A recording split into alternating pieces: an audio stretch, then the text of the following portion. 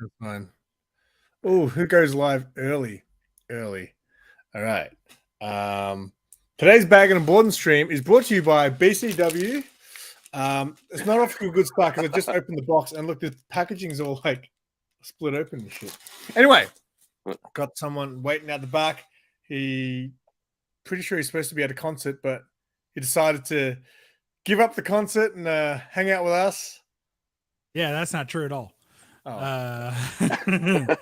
No, the concert's at 8:00, so my wife's not even home. I got off. I took a half day today from work, which I already work from home. So pretty much as soon as the clock strikes, I'm like, I'm done.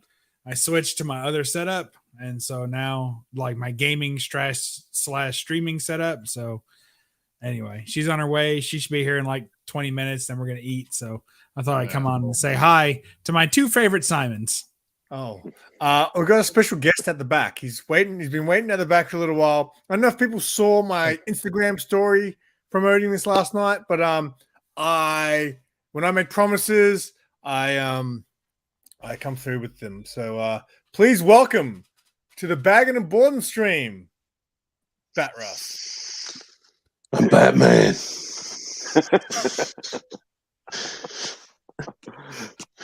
Come on, man. Come on, Buzz. What's not to like about it?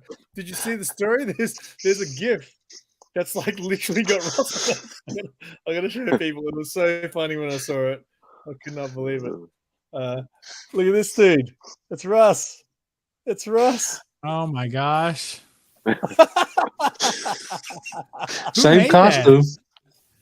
I don't know, man. It kind of looks like Bearded Comic Bro to me. You mean that's not you? No. Are you sure? Just look at it one more time. Look at it. Super I think Russ. that's him. That looks spot on. We all know Russ has the move, so it has to be him. Oh yeah.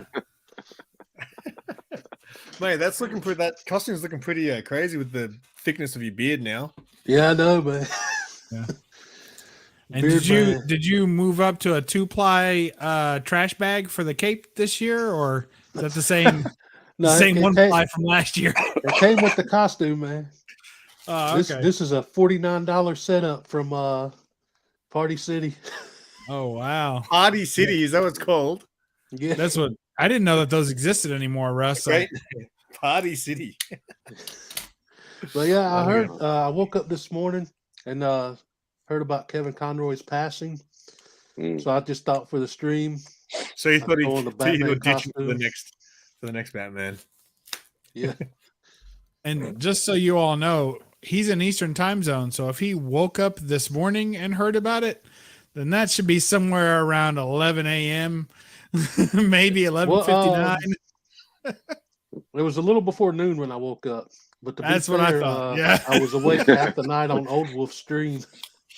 Yeah. Oh yeah, that was fun last night. I can't see anything because my glasses under the mask are completely fogged over.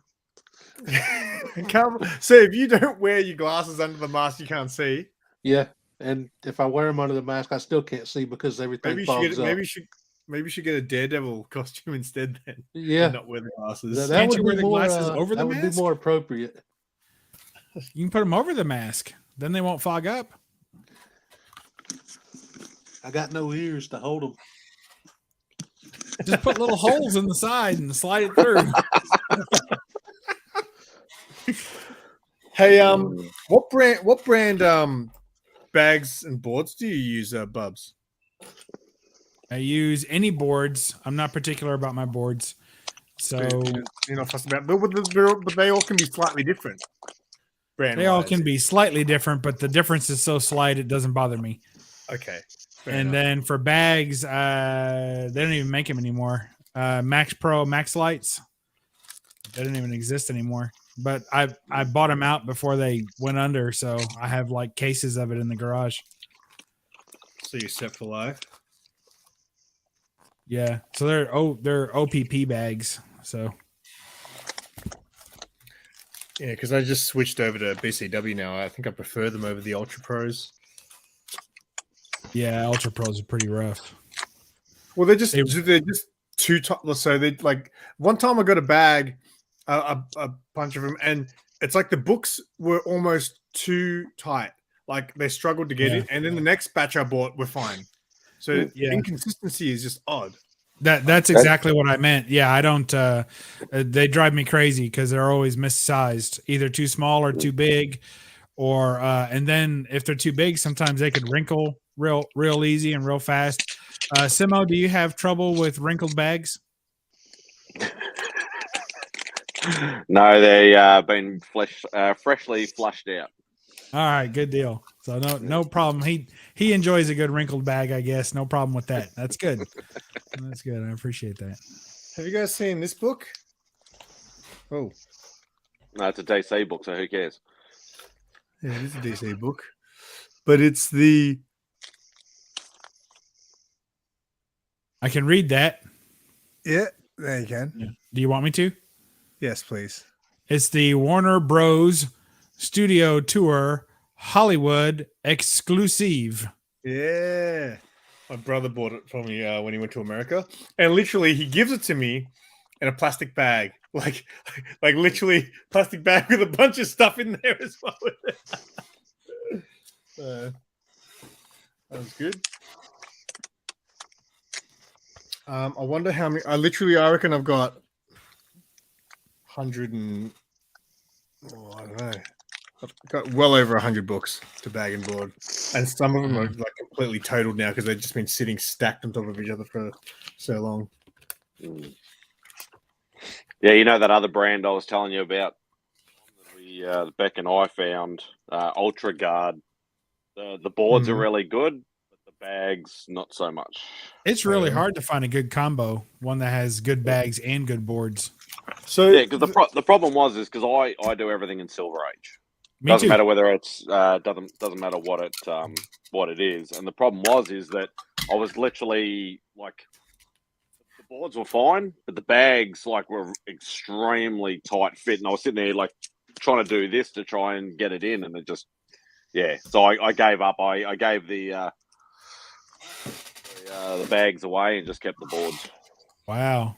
See now, Simo, you're sending us some mixed messages here. So you have no problem with wrinkled bags, but then you also have a big problem with tight fits. So I mean, what's your sweet spot there, buddy? I just make it work. Just make it work. All right, a little bit of Crisco gets the job done. I got you.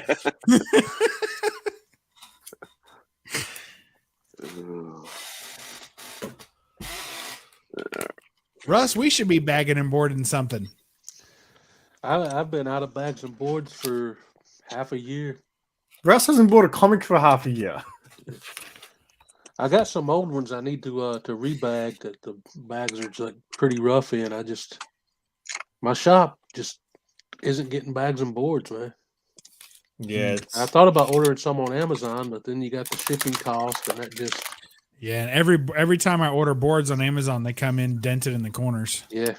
So for anybody watching, go to any of Russ's videos, click on the link to just PayPal him some money so he can get some bags and boards. Yeah, but they didn't even have them. Yeah, and I don't trust that he'll spend it on that. He has other habits that I'm not looking to fund.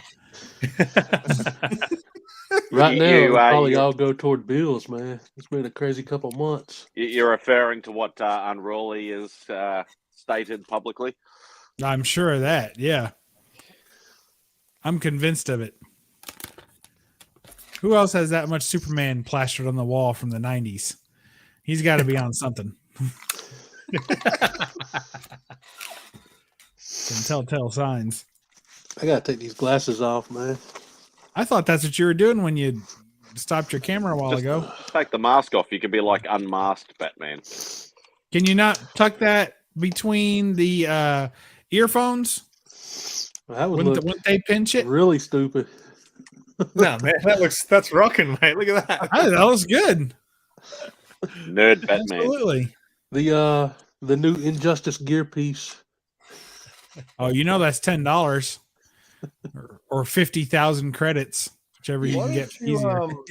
Have you seen if they've got like the Superman version of that outfit? You can just sit there mask free, just comfortable. But Well, you know. they had one when I bought this one, but they didn't have the Superman in my size. Okay. Fair enough. It's hard trying to find sizes when you're extra fat. I don't think that's a legitimate size. If you're going to a store and it says XF next to on the label, I think you're in the wrong store. No, just ask for extra buff, and then you'll be all right. Yeah. Yeah, ask them Well, if this they one have had anything built-in for bodybuilders. abs, so that's nice. That is nice. Congratulations. With them Playing him fat like an abs. accordion, you know. Yeah. You know those Got a guys nice who have, like, utility belt. you know those guys who Yes. have like guts, but they've got abs for some reason as well. Yeah. I think Those they're are like injected. bodybuilders and junk, man. Like, Yeah. and a lot of I think it's wrestlers, just man. Tootsie The old Rolls school in their wrestlers, like chest. Scott Steiner. Dude was like You know why 350 I thought- pounds, but he was all muscles. I'm pretty sure all that stuff is like a thing from you get from roids. That Yeah. stomach thing where it Yeah, flips sure. out and then Yeah, they're you get injecting. abs. Yeah. Like, I haven't even had a shower this morning because freaking I woke up and bloody Varangian and Puff were talking about Rocky 3 and 4, and I was like, oh man, I gotta watch this. It's a good Thought I stream. smelled something. Yeah. Downwind from down under. That's what we got. I tell you what, man, Spidey over here, he's everywhere. Every Oh, dude. time I turn on single a stream, channel, right? it's crazy because I still sub to a lot of channels that I don't really watch very often. And most of those are ones that don't watch me either. Like I never see them in the chats or anything that I'm aware of. They don't watch my channel. It may not even be subbed. So, but then I'll like click on one every now and then that's having a live stream and there'll be like 6 people I don't know and Simo. I'm like, That Spidey is the most streamed person in the entire community. he's We love it. everywhere. No, Rob's worse than I am. No way, man. Rob's- I've seen Simon on 3 streams in one day. My gosh, that's just too much. Oh, come here, dear. It's about time for me to eat some chickens. What do you got? Can we see the food? Yeah. Hey, they A want to big see the food- food, dear. They want to see the food. She wants to know who they is. Russ, Simon, and Simon. Yeah, she wants to know, is it because you don't believe she actually has food? I'm a big food guy. I cooked my first stew last night. Simon's a foodie. And I just like chicken. It's in a bag. It's in a Oh, bag. it's in a bag. It's okay because Simo says that he doesn't mind a nice wrinkled bag, but he's opposed to tight fits. Those are his words. You can rewind it. I just like how he doesn't dull down the dirty or the dad jokes in front of the missus. No, I think it's why she married me. I noticed they're slim chickens. Slim chickens. Slim chickens. That's what it's called. It's like twice the price, but half the hormones. I think that's what it says on the bag. So we've got a chicken place here called Red Rooster. It's like a big chain. It's been around for a long time. So I guess we've It's got gone to KFC, shit. which you guys have, and then Red Rooster. So if you get like a Red Rooster chicken, like you get the half chicken meal, you look at that chicken, you're like, why is this thing so small? It looks like a freaking pigeon in there. And then you get the KFC drum. The KFC drumstick is almost as big as a Red Rooster full, like half chicken. Like Yeah. it's Yeah, but they're Yeah, not they're as big as what they definitely used to be either. juicing the chickens there, aren't they? the Ivan Dragos of the bloody chicken world. Absolutely. Absolutely. These slim chickens, they're so like the chicken tenders are like the size of your finger. Like it's pathetic. Anyway, all right. Hey, thank you all for enjoying my time here. I gotta go munch on some chickens. Russ, good to see you.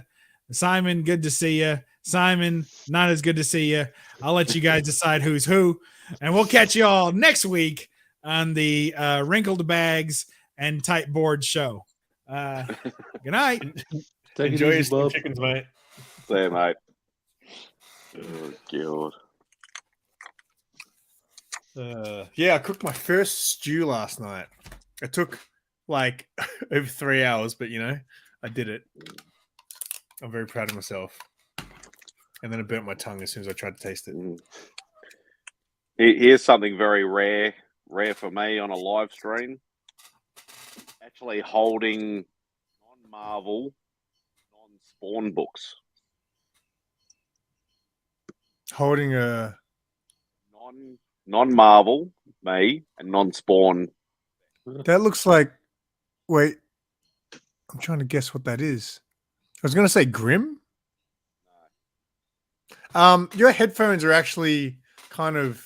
They are cutting in and out. They're kind of. It's not cutting. It's like the volume's going down and then up. Hang on. And then Maybe down. if I jack up the volume a bit. I don't know whether that does anything. Jack up the volume. That's not going to help, isn't it? I don't think so. No, it's fine now. But just every now and then you're talking and it's kind of like going down. And does that mean I need to like supply you with another one? I don't have a slow cooker. I'm not going another. I do not have a slow cooker. I ended up just cooking it in wind. Okay. Yeah, I heard she likes that.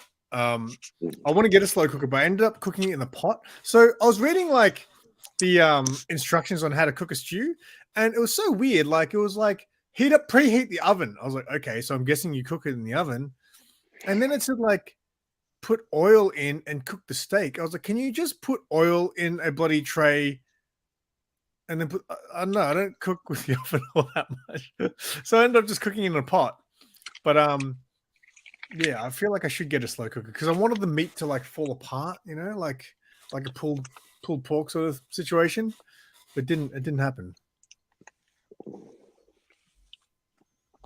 I should have filmed it. I should have filmed my first stew. When's your next cooking video, Russ? It's been a while. Oh man. It's been a while since I did a lot of videos. Yeah, that's true too. What's going on there? I never did finish the card collection videos. I still haven't got back on the superhero origin videos or game videos. You're just lazy. gaming, aren't you? What did you get up to with your days? What did you end up getting up to with all your day ones? Oh, the daily videos? Because I know you've stopped them now, haven't you? Yeah. I haven't done that in a couple months, and that just it burned me out so much that I just kind of stopped everything for a little bit. If it's not making any, back into it. If it's not really making any difference to your hours, or it's not really working, there's no point running out of ideas. Because the year had passed, like big chunks of hours was falling off every day. Yeah, I got up to 2,400 hours. And now it's back to 1,700 hours. So big chunks are falling off every day. So I just gave up on that. It's hit that cycle where you've had a lot of dry spells. I'm so close, guys, to the 4,000 hours. Like, so if anyone watching, now would be a good time to have a SimpleSimon watch party because I'm getting pretty damn close. Just message Sharon and she'll just stick it on loop. Well, Tyler said he set up some playlist to play like 90 of my videos. I'm on 37, 36. But again, I'm like you, right? It's going up and down. So it took a long time. Like once I got into 3,600, it was a struggle to get to 3,700. But it was just kept going up, down, up, down, up, down. And then sometimes I'd release a video that would get heaps of views. And then a massive chunk would drop. And I'm like, what happened? So I'd go back and be like, what did I do 12 months ago? And it was when I did my 1K celebration. Oh, no, that wasn't 12 months ago. Sorry, it wasn't that. That was less than 12 months. It was when I moved out of my old house. I did like my final stream at my old place. And then I did like 2 housewarming party streams. Yeah. So it was like 3 streams in the span of like a week. And my hours just went like plummeting. Dang, man, has that been a year already? Yeah, I've been in this place for over a year. Wow. Yeah, I know, right? I thought you only had a 1-year lease on that place. Well, no, they give you 1 year, but like after that, they don't kick you out. It's just you're not. I'm not contracted or whatever. I'm not on the lease anymore. Like I'm still renting here until they either kick me out or ask me to renew or raise the price. If they raise the price, I'm gone. Yeah. Although that's a big commitment too, because that means I'm moving out with Sarah. Max Light. It's weird, man. Like the hours thing. The same thing seems to be happening with subs again. Like, you know, you gain a couple and lose a couple. It's like I noticed ever since I started my giveaway, and then do the thing where I'm like adding more prizes for every 100. It's like every time I promote that, I lose 2 or 3 subs instead of gaining. Yeah, they're like, mate, I don't want these extra books. So I'm I like find- offering books, like tons of books, like for every 100, and it's like nothing. Like I was 1575. Now I'm back to 1570, so I lost 5. It's like I can't even give Literally stuff not- away, man. I have not literally gained a proper sub in probably a month. Yeah. The only reason Yeah, I'm where I'm at but- now is because of the YouTube shorts I did like 5-6 months ago. Are they still getting views? Yeah, but I haven't gained like any more subs from them. Hmm. So it's like I would still be like 1,000 even probably if it wasn't for the shorts. But that's not like helping anything really. Well, you know why, Russ? Well, no, like it's good exposure that people will Yeah. then sub to your channel from your shorts. Which means 2 things. You either need to please those shorts people and keep releasing shorts that they'll like. Yeah. But that's why all my shorts kind of relate back to my channel. Or your shorts are like, Yeah. Well, the last several I've your done girls have are like been trending related shorts. to, yeah. The last stuff I've done, I've been like related to stuff that I'm interested in, like the Resident Evil 4 video game, some DC news, stuff like that. But So what I think they're working on making shorts count towards your viewing hours. yeah, I heard they were going to do that. In Look, January. Lay said they already were. Oh, really? No. Yeah, when sure. he was down here when we had the big dinner. No, thing, definitely he- not then. He Definitely not said then. that. He goes, "No, shorts are part of your No, they hours." don't.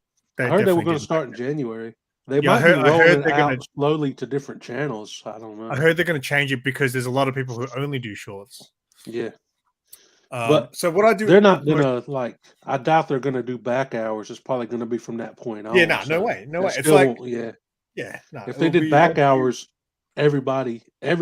monetized. I would never do that. It's like if I get monetized, I'm not going to get money for all my old videos that are getting. Yeah, they definitely won't No do way. that. What I do with my shorts though now is I normally release them on all my platforms. So I do it on YouTube, I release it on TikTok, and I'll sometimes release it on IG as a reel as well. And normally, if I do it on all 3, one of them will hit somewhere. I tried that with my giveaway video. I did a shorts version of my giveaway video showing the 9.8, and I posted it everywhere. It's gotten a total of 57 views and no new subs. So I don't know if the giveaway is just not good enough to catch people's interest or what. But Well, I think it's got to be. So the only way it keeps getting promoted is if people like it. yeah, If people like it or share it, then it's going to be. Yeah. So for example, all my TikToks that, like the only ones that start going up in views is the ones that have the most likes. yeah. So, It's weird, man. I feel like I'm the only person on YouTube that'll announce a giveaway and lose subs instead of getting. Like we don't want your shitty slab, Russ. Give it a Simple Simon. Yeah, there's a question that's been sitting there. Did you see the Death of Superman 30th anniversary book, Russ? Yeah. I couldn't get it. Oh, you mean all the million different foil color Yeah. ones? I No, wanted no, to no, at no, least. I wanted to at least get the black poly bag just for nostalgic reasons. So the book But is actually my shop didn't get it, and the few variants that my shop did get was almost triple retail. So I couldn't. I think it's couldn't do it. $11.99 US cover price. Yeah. But yeah, so apparently it's not a reprint. I thought it was like a reprint. No, but it no, was it's a new story. Yeah, it's like a bunch of stories set Yeah. around that sort of time and stuff. Yeah, and it's introducing like a new version of Doomsday or something too. So my shop is selling like a few variants for $30, $35. Yeah, because it's the Poly one with all bag, the I foil think, is covers, retailing yeah. at 20. What? Like Yeah, a they silver have foil foil. covers too. There's Yeah. a blue, there's a pink, there's a red, there's a No, bloody. I thought those were reprints. Those ones. I didn't know. That's No, I think it's that's the all, new story. Yeah. Okay, mate, you should see the foil books. Collectibles has got one. There's got The a other few. foil books that are coming out from DC at the moment are sweet. Well, I'm hoping I'll get a poly bag version in a couple months when the hype dies down, maybe I can still find one for retail. Just for nostalgic reasons. That's the story I started with. I'm pretty sure I've got the poly bag. I've got like an old one. I think it's in a white poly bag. Yeah, that's that'd be the issue original 500, one. Yeah.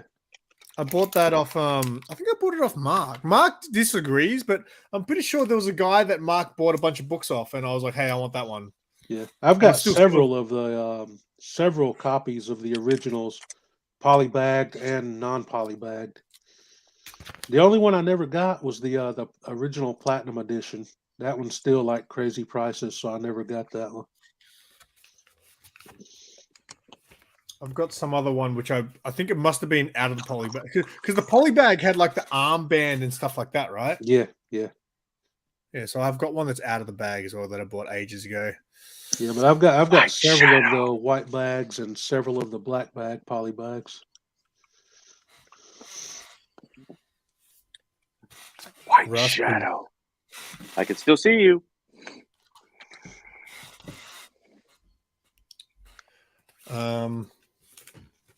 Oh, that's a thick book. Yeah, so the reason I like these BCW bags is I feel like they're like the tiniest bit more room in there, and they fit a square bound book good. Well, the Ultra Pros, the square bound books are just too tight. If you get it in there, like that's what I used to use. What was it? I used to use BCW too when I could find them. So I just find they're quite good. Look at this guy. So, Hey. Where how you going, guys? In the car. I'm a busy boy. You're a busy Be boy. like the What are other you doing? Americans that do streams in cars. I did a stream in a car yesterday for the first time. It was cool. Because Old Wolf was on. So when I finished at 4:30, I checked if they were still on. So I joined from the car, and I was like, "This is." You can turn your phone sideways, Sean, and it'll Yeah, look at that. Look at that. Touching your phone while you're driving. Yeah, they were making fun of me. I'm in the 'cause- passenger seat. I'm driving. Hey, Danny. All right then. Where you guys I'm a going? passenger today. Babysitting our niece. Oh, okay, that sounds fun. So, yeah. Man, I gotta take this mask off. I'm sweating. Bro, if you're Batman, Simon's meant to be Superman. I think Simon's always Red Hood. Oh, dude, you won't believe. I was gonna do a Twitch stream the other night, right? I was gonna play Gotham Knights on Twitch. I can't find my Red Hood mask. I'm really tripping out about it because I've got a box with all my characters that I used to use in my videos, and I can't find my Red Hood mask, and it's really worrying me because No, Sarah gave it to me and I burnt it. I feel like I must have like pulled it out for like a stream randomly just to be an idiot, and then not put it back. But I always put my shit back. I'm normally pretty good at that. So Yeah, I'm sure you always put your shit back. I'm pretty good at putting my stuff back where it's supposed to, where it belongs. Sarah's the one who's terrible. Sarah always leaves her brush out. Oh, it gives me the shits. She leaves her brush on the bathroom sink, and I'm like, just put it away.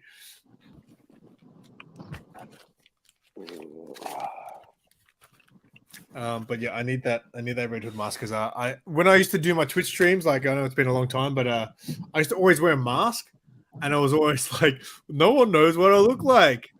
But if you want to know, go over to my YouTube channel. And I was like, I'll do an unmasking, a face reveal at 50 followers.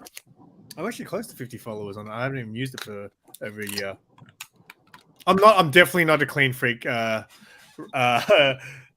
look at this mess behind me. I'm definitely not a clean freak. It's just more things like just go. I'm good at putting things back where they belong, but like I'm definitely not a clean freak. I wish I was, because my place is a mess. It's embarrassing. That's how messy it is. So what else did you bought anything recently, Sean?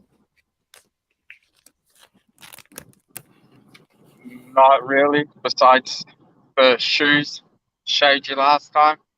That's You didn't about really it. show me the shoes. You showed me the boxes. I can't give you all the all the vision before I get a chance to post it. What are you doing? What you can do? Start doing shoe videos now as well. Just stealing my idea. Yeah, but mine are better than yours. Man. Because he's a noob, he's got no idea. I'm still trying to get through the footage that I had from Europe. So I've got a few videos that I got to post up hopefully in the next week. Did you get any footage of you and Grey Man, or was it just Grey Man did all the work? Nah, Grey Man got all the footage. What's going on, I Journey? got some photos, but that's about it. I saw Journey's face the other day for the first time. Have you ever seen it, Spidey? Yeah. I've never seen Journey's He face. was mucking around with his camera or whatever, and it flashed on his face a couple of times. So then I saw it. But Yeah. apparently he did a reveal or something the other day. Well, no, I saw him on the other. Who was he on with? I feel like it was Bueller, maybe. But yeah, I was like, whoa, wasn't expecting him to look how he looked. You know, you always picture someone and then they never look the way you picture them. That's a good thing, Journey. So, I thought you were older. I don't know. Did your screen crack? No, not quite. If it did, I would be asking you for a new laptop.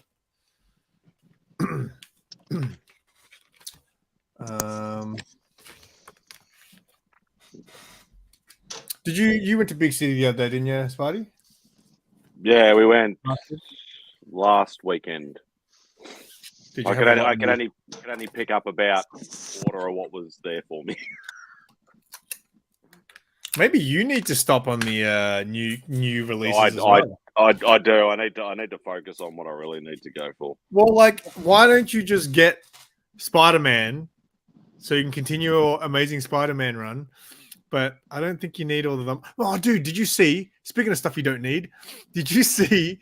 There was a cover. I don't know if it was Midnight Suns or something, but it was like a Wesley Snipes cover of Blade. I can't remember what book it was, but I saw it. I was like, "Oh, is Mad Spidey getting that?" I might have ordered it. Oh, but I'd never seen it until I saw it in the shop, and yeah, it looks almost photo real. Like, I'm pretty sure it's drawn, but it looks almost photo real of Wesley Snipes' Blade. I can't remember what book, but yeah, I was like, you should get that Because there is a Blade one shot. Yeah, I don't think it was a Blade book. And then there's the Midnight Suns books. I feel like it was an issue, like it was an early issue. It was like an issue 2 or 3 or something like that of something. But yeah, it's pretty cool cover. I haven't even looked at the previous book since August. You haven't looked at the previews books, really? Yeah. I got to start doing I always do my previews orders a day before they. In fact, last month I think I did it a day after it was due. So Mark was like, "Do it," and I was like, "Okay," and then I forgot. Everyone thinks I'm wrong. I picked up my books, I think, 2 weeks ago. I had maybe 15 books for 8 weeks worth. 8 weeks worth, yeah, that's crazy. Did the video really get? Oh, there's more crossover books. Fucking hell. Hey, I didn't say I was a neat freak. Just like I'm not a feet freak. Just Hey, no freak, yeah. Serve the missus going. Yeah, I'll have to have a look, Chip. I know. There's a lot of cover crossovers. Like there's a whole heap of. There's about 10 DC books that have spawned. But I think we can only order like 2 covers or 3 covers or something like that. Mark's going to look into it for us, but yeah, I've done another order from a certain retailer in the States that Beck doesn't know about either. That I should be able to get a pile of them. Hey, did you catch any of the stream on Old Wolf's channel last night? So I was talking to Bueller about we were talking about shops because he's doing the tour thing of all the shops. Yeah, with the bus. And when we mentioned shops in Australia, he said something like, "Oh, I met a guy who owns a shop in Australia. Really nice guy. He's at the shop for about 40 years or something." And I was like, alternate worlds. I couldn't say anything though. Yeah, I was like, oh no. I'm sure he's a nice guy. I've never said he's not. Just could run his business better.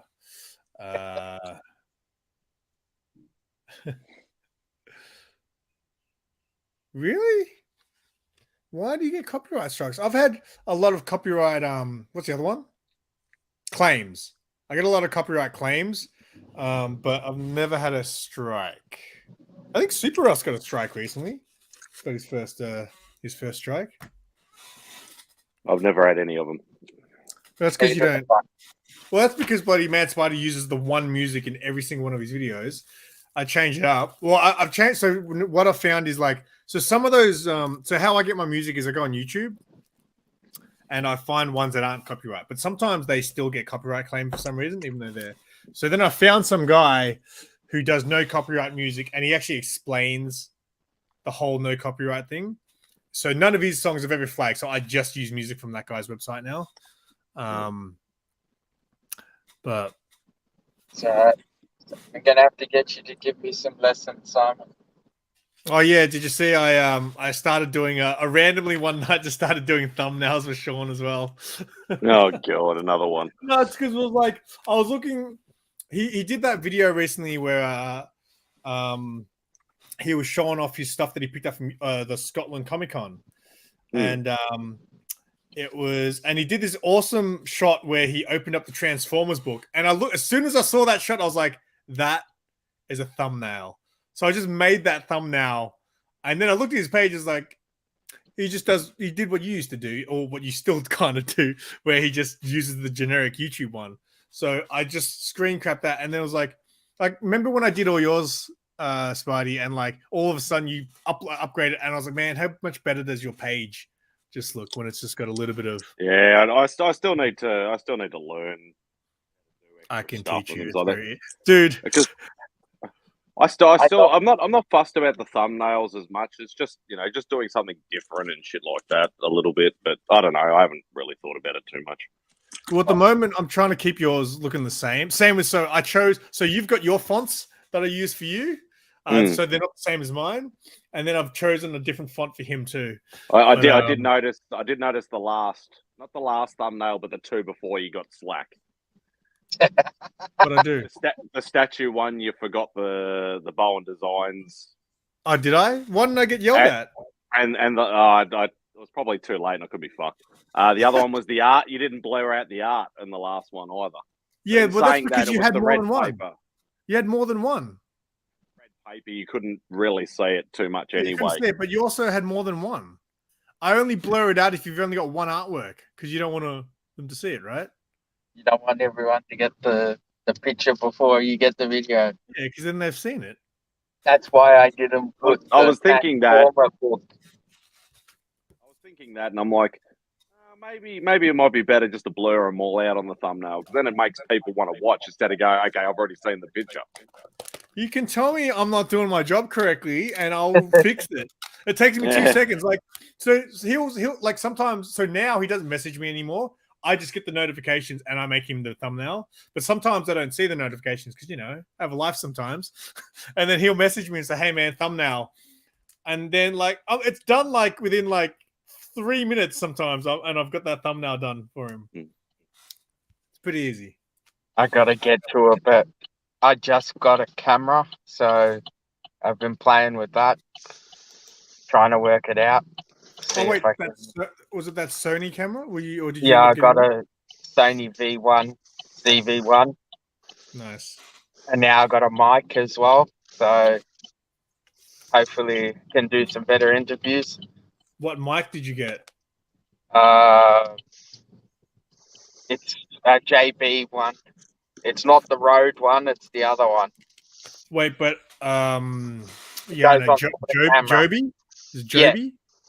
Joby, so that's it. The problem with using that kind of mic for an interview is, especially at a convention, is because, like, for example, when you did the one with the comic shop guy, because you stand so far away, right, from the camera, it's going to be better than what your phone gave you because you couldn't hear that at all. But that distance makes a big difference when you're in a loud, noisy environment. So, if you actually watch my first convention video, which was the Madman one, I just used my shotgun mic on my thing. And because I'm standing, 2-3 meters away from the camera, you can hear it, but you can hear the background noise so much more as well. So it didn't turn out great, that first one. So having a microphone or if you got a lapel, even if you just held the lapel for an interview, it normally will come out better. I mean, you can see how you go, but you basically, if you're at a convention, because there's so many people and so much background noise, you want to be as close to the camera as you can be if you're going to use that. I want to get a handheld mic too, but I'm just testing because I tried a video and I plugged in the mic and it, for whatever reason, didn't record the sound. This guy, mate, he's trying to steal my bloody convention views. I don't plan on doing the sort of interviews you do. I'll leave cosplayers and that to you. Hey, I interview other people sometimes. Have I told you how my Tom Taylor interview has all the Tom Taylor haters coming across now and just leaving not so nice comments about Tom Taylor? Well, sorry. No, go. I did an interview with a creator in Scotland of a book, so I got to put that up. And obviously, if I do go on my trip that I'm meant to in August, try and do some more interviews overseas. So nothing will be like what you're doing. I already showed them the stuff behind me, Sarah. So I'm just catching up on the chat. That's all right. Messiest person I've met. That's not a great. Sarah, that's what he says about you, Sarah. Yeah. So the that ZV-1, the Sony rep from my work is supposed to be loaning me that camera. So he's forgotten the last few times he's come in, but because we sell them at work, we have the perks of being able to borrow the equipment. So yeah, I'm going to borrow that because apparently that camera is the best for vlogging. But it's got a lot of settings. Yeah, exactly. And there's settings that are mostly going to be for photos. No, there's a lot for video. Obviously, there will be, but also with I think the newest models are fine. But the problem with old cameras like that, like the older ones, were when you record video, it would only record it in 10 to 15 minute increments. So when I first started out, I had a Canon SLR camera, and when you record video, let's say I record a 45-minute video, it would come out in 3 separate files. So as soon as you hit 15 minutes, it would start a new file. Does your one do that? Yes, it did, and I had no idea why. Yeah, so that's a thing. So that is what differentiates a camera to a video camera. So I use a video camera, like a camcorder, which has a bigger, wider lens generally as well. But so that's one thing I was talking to Sony rep, and he's like, basically, I was like, because video cameras barely exist anymore. So the type of thing I use, no one buys them. Everyone buys the stuff that you have, right? Because it's more compact, and obviously the footage is the video is very good. But apparently the main difference, they had to put in some sort of law or a law thing to make them separate items, products, I guess. So a camcorder would do a straight video, while your photo cameras can take video, but they would do them in increments. But I think they're going to change that. I think they're going to be changed into the one category soon. So newer versions of that camera will just be able to record straight out. In saying that, I filmed a video on my phone, and it did the same thing. Surprisingly. Oh, really? Yeah, but I was it was about a 45-minute video, and then I realized that it cut out at the 33-minute mark. Hey, concentrate on driving. We're parked now. Okay. So we got our nieces moving, so we got all her toys. Oh, can we do a collectible show and tell? Yeah, I use Rode as well. Shout out, Chip. The Rode mic wasn't available like the one you have. Even my mic here is a Rode mic. One day I hope to be sponsored by Rode. Yeah. So the one I've got is hard to get. I had to go to a different store to get the one I've got. Whoa, everyone's leaving us. What's happening? I have no idea. So I I'm think gonna change Russ wasn't feeling well or something, so you probably made him sick wearing the Batman bloody outfit. Okay, sure. I didn't see his private. All right. Well, hopefully Russ gets better. And then there were two. My only issues with filming with my camera is focusing is shit. Yeah, that's the problem with my camera. So I think Sarah actually might have oh no, I don't think it's the same. Is it this? I think she might actually have the same camera as I started filming with. And yeah, it had this weird focusing issue where it would focus. So even if you watch like my old Red Hood video that I did, the Red Hood series, there's a couple of scenes where you notice that I'm slightly going out of focus and then back in focus, and they gave me the shit, so I couldn't do it. The camcorder just kind of does it on its own. The Sony cameras do as well. So apparently the focusing on the Sony camera is very good too. I use wireless Go 2 by Rhodes. I need to get so I use a Rode wireless for my convention interviews. I use a wireless Rode thing. That it's not mine. It actually belongs to a friend who used to play in a band with me, but he's like a sound engineer.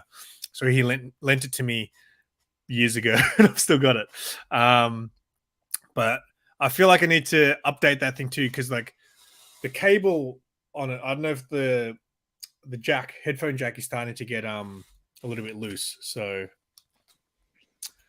all right.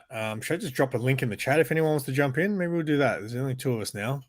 Yeah. It's been a while since I've done this. Put your dongs away, because here comes a link. If you want to hang out, Chip, Simon, when you get the Z1, let me know. You can set that thing up so it never goes out of focus, but I think you've seen my content once. Yes, I have seen your content. It's very good, Chip. You don't need to brag. It's very high quality. You have a great professional looking background. Yes, you're famous now. I get it, Chip. Feel free to join us. I might get more views if you jump on, Chip. All right. How are we going for time? 47 minutes. All right. I haven't really put much of a dent into this. I think normally when I do this, we'll definitely have to do it on yours, because it's probably useless doing it on mine. But when I finally get most of the stuff from Mark, a lot of books to bag and board, so I probably need to do one at home. Oh, look, it's White Shadow. Get ready, guys. We have a celebrity coming. And in a casual setting. Yeah. Not even going that about the hell. Famous.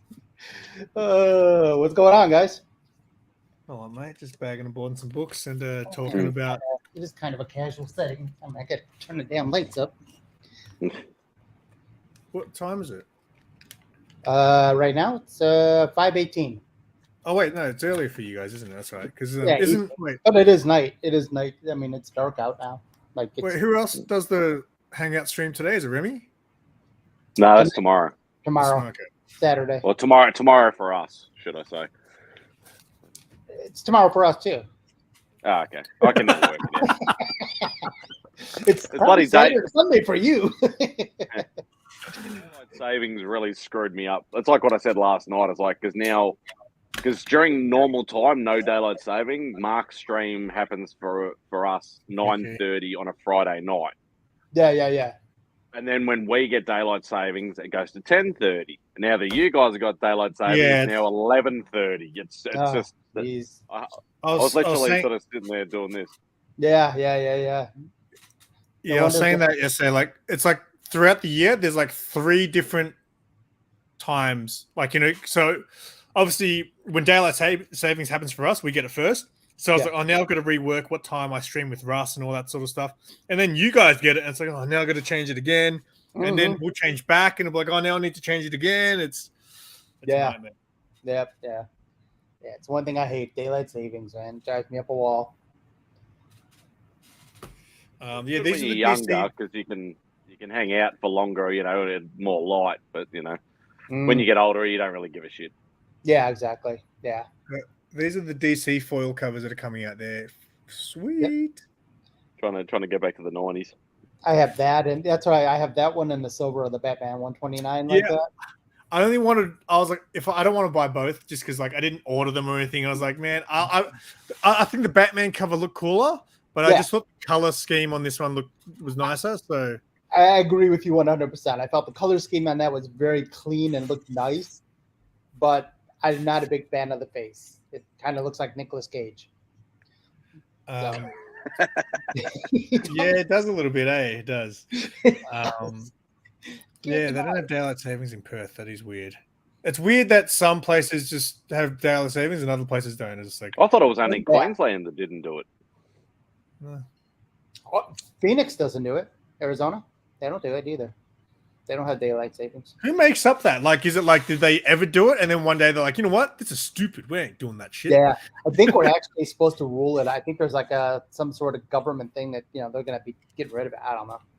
I don't pay attention to politics all that much. I just vote and be like, yeah, okay, here you go. But ultimately, yeah, I think they're supposed to be getting rid of it in the U.S. At least a lot of the states. So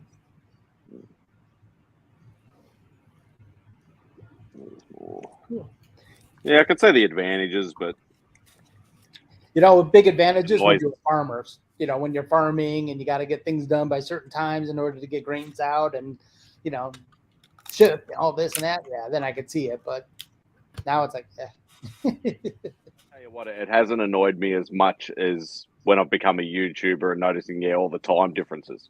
yeah. That gets annoying. I have a friend of mine that's in England, so like his time difference throws me off, and then I've got you guys, and it's like Yeah, but the UK is the worst because the UK literally doesn't work with us really. yeah, Because it's literally like if I've been on cover slingers with Grey Man, I have to get up at 4 a.m. to do that. And same with man. like Only Matt's body slab. will wake up for only slabs at 4 a.m. Because 4 the a.m., only time I catch only slabs is when I've been on Grey Man show, and then afterwards only slab And is then still you on, dig and in. I'll catch So something. that means this Sunday I should get more of a sleep in. So technically it'll be on at 6:30 in the morning, not 5:30 or 4:30. Yeah. So That's that's good. It's an hour later, yeah. In that You could case, it sleep works. in an hour. Yeah. See, our daylight savings is saving you more sleep. For a few months. Yeah, for a few months. Then you're back to being, cut off. Wait, what cover was that, Simon? What's that? What cover This was is that? the slaughter pack. This is not a cover. This is yeah. just the backing board that comes with them all. Oh, okay. okay. So yeah, that's actually That's cool. they have you seen these? Like they had the David Mack ones. I haven't seen it, no. So the first 3 slaughter packs they released were all done by David Mack. They're doing so a Spawn. They're doing Spawn one like that now too. Oh really? Oh, are they? So it's like a pack of the 5 issues. So they'll have issue 1 to 5, 6 to 10, and so on. And David Mack did the first 3, and then they've got some other artists doing these ones. I don't know who the artist is, but you guys had an exclusive slaughter pack for I think it was San Diego or something, Comic Con. Okay. And they are awesome, but they're fucking expensive, man. Oh, really? I saw the art on them, and I was like, holy shit, they're so good. I don't know who did the art, but yeah, I saw them. They're going for a lot of money. You guys and your exclusives, mate. It's not fair. I see. I actually just looked it up. Holy crap. Who did that? Wow. Who's the artist on this? Was it San Diego Comic Con? Yeah, STCC. Yeah. I just came back to apologize because my phone overheated, but what happened? I need to leave. All right, mate. Well, I'll have catch fun up with you babysitting. guys later. All Take right, care, guys. see you Have a later. good sir. day. Yeah, mate. Wow, those are freaking cool. Those San Diego Excellent. Comic-Con ones. I'm just looking at it. Feel free to jump in, Louis. The link's just a few comments above. Louis! Yeah, they're super cool. But Dan Quintana. is that who it is? Yeah, it's a cover artist. Oh yeah, yeah, I know the name. Yeah. Yeah, he does this. I'm trying to. Yeah, they are awesome. So good. But don't show the screen. Your screen. Nope, don't want to show that one. Window. Chrome tab. This one here. This is a cool one. oh, yeah, it's so good, man. Yeah, Because, that's like, faithfulness. Like I can appreciate David Mack, but Yeah. after 15 issues, after 15 covers, they're all Yeah. very similar. Yeah. So I'll be honest with you, I'm getting more and more critical of that, of the lack of expanding someone's heart. Like, don't get me wrong, I'm a big fan of Jenny Prison, but man, every freaking color's the same. Well, she has Bubs, who was on earlier, doesn't actually like Jenny Prison. Yeah, and I think the thing he says that he doesn't like. What's going on, Drac? Feel free to jump in if you'd like. Yeah. Thing he doesn't like is I think he's like saying he doesn't like the coloring, the way the coloring is done. Yeah, it's very watchable. The coloring is how you know it's a Jenny Prison cover, right? That is true. Yeah, that is true. But it seems like they get stuck in these ruts where they're just constantly doing the same thing over and over and over again. I mean, Jing does it, Prison does it, Momoka does it, even J. Scott Campbell does it. J. Scott Campbell does it. I'm trying to think of I forgot the name of the guy who every painting he does is kind of greenish. Matina. Yeah, I think Matina. Yeah, I think that's who. He's the one that copies everybody. Oh, is he? Yeah. So it just seems like, there's so many that I'm just like, man, I'm really looking for something that's a little bit different from some of these people. So I've been trying to like just buy different, like Jenny Bartel or this person or that, just kind of try to mix it all up a little bit when I'm buying covers, just to get something unique and different. From Jen Bartel did that Wonder Woman one, I think. Yeah. She's got another one coming out now. This 90s one. FOC. Yeah, there's a new FOC one coming out that she just did. Nice. I'll be back in a sec. Yeah. So yeah, it's real good. Then I actually had one of the guys that hangs out in I get my comics delivered from Economics and Comics, and so I do like FOC through him, and he actually had a guy that hangs out on it, Michael McComb, who hangs out on his channel. So I got to watch with Michael McComb make that Lovesick cover. There's that. I don't know if you've seen the Lovesick cover where. Yeah, I saw. Yeah, you've probably seen his cover on there, but it was fun watching him make that. And so it's kind of a unique cover. It's like, oh, these are cool, It's like being able to try to get something different than the standard, Well, that's why Lovesick is one of the covers that's included in the Spawn crossover. Yeah, it's just such a random crossover. Yeah. So when I did that stream with Sarah the other night about the comics we read and we talked about Lovesick, I mentioned about how the writer, she commented on Evil Mike's video. Mm-hmm. She commented on our video too. It was crazy. Awesome. I didn't even end up tagging her because I was like, oh, you know what? Maybe I'll tag her and hope she sees this video. I didn't tag her in nothing. She must be searching for like reviews and things on her. Oh, that's good though. I mean, that's good. That's good for her. I mean, not only is it, it makes it kind of, trust me, you're not going to get any other artist to kind of, very rarely are you going to, you're not going to get Clayton Crane or, Prison or any of these other Peaches or anyone else to comment on a video. You talk good about their work. They're just not, they're like, whatever. Here's a good question. If there was a White Shadow exclusive cover, what artist would you pick to do your cover? Oh, if there was a White Shadow exclusive cover. And what book? I guess what book as well?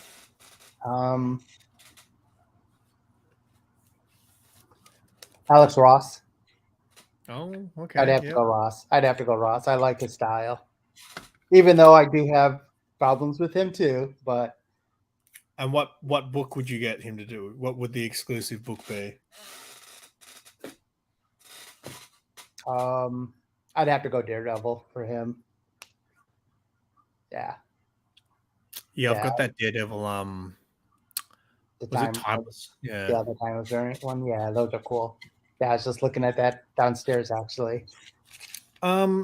Is he doing many covers still? Because I know he was doing the Captain America ones for a while, and Yeah, I know he's doing Fantastic Four now. He's done some. I guess Fantastic I never see as much talk about him recently. I guess. Yeah. He kind of bounces around.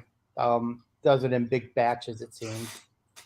Damn, But then I think he does backs up a bunch of because it takes a while for him. I mean, he's literally painting. It's not digital; it's painting. So everything he does is on canvas and on whatever, and then shop or photoed and cleaned up.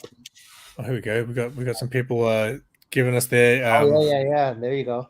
Warren Liu, yeah, okay. Yeah, I don't know if I know Simone Bianchi. I need to look that one up. Yeah, I'm not sure who that is.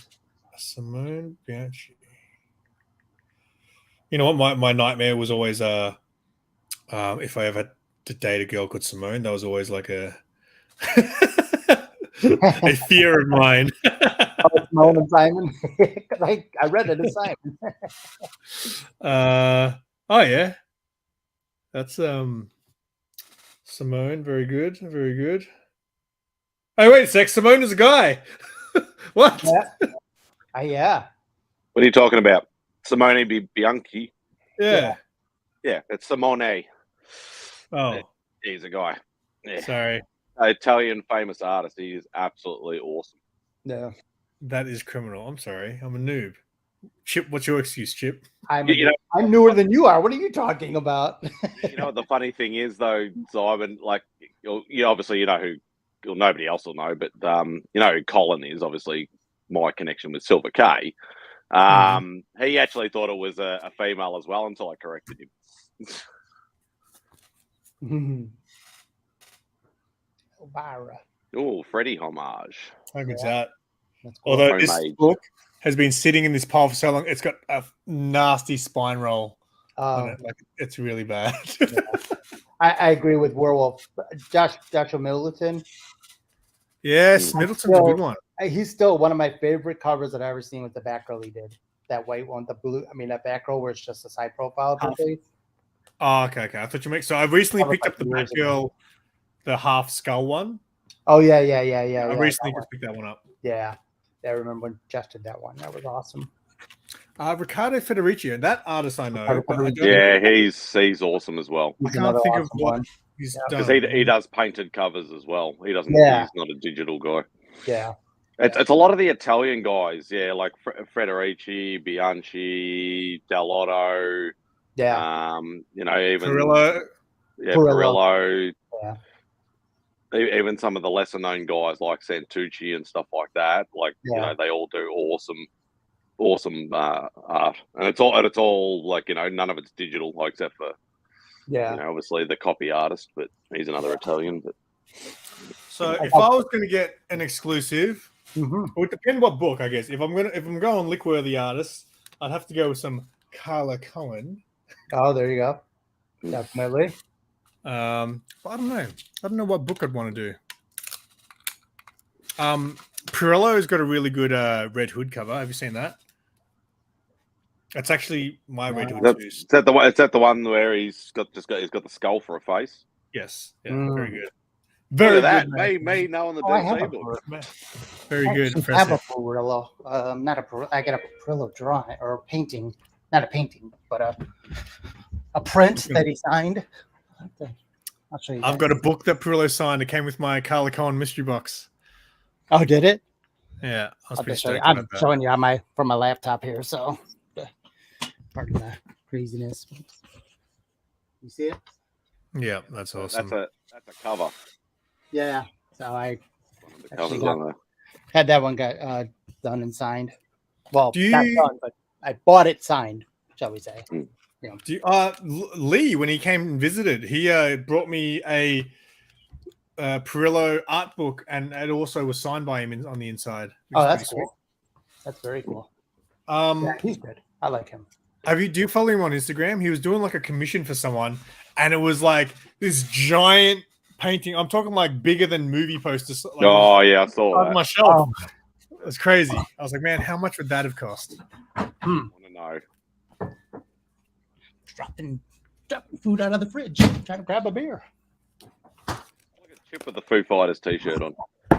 What's that? Look at Chip My with wife the Foo made Fighters this. t-shirt on. Yeah, my wife made it. I'm pretty sure Chip showed Foo Fighters collectibles when he was on Collectible Show and Tell. Yes, I did. That's right. Yeah, I do have Foo Fighters collectibles. Hmm. Used to be one of the groupies that followed him around. Back in the day when I was younger. Now I'm too freaking old to be doing that shit. I remember. Now you're just going to cons instead. And now I go to cons. Yeah, exactly. I remember when I went and saw Motorhead,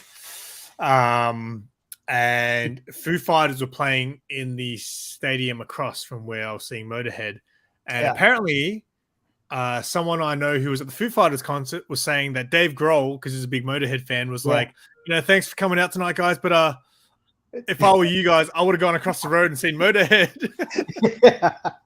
That is such a Dave thing to do. That's for damn sure. I think we've seen them 2 or 3 times here. I think. Oh yeah.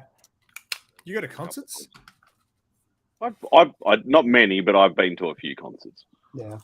No, the best one was definitely when we went to the stadium that's called Amy Park, and it's actually like it's more of a soccer stadium, and so it's very, very rectangular and things like that, but great acoustics and stuff like that, and it literally went for something like 6-7 hours, the whole concert, because there was like 3 or 4 backup bands, and they had Tenacious D.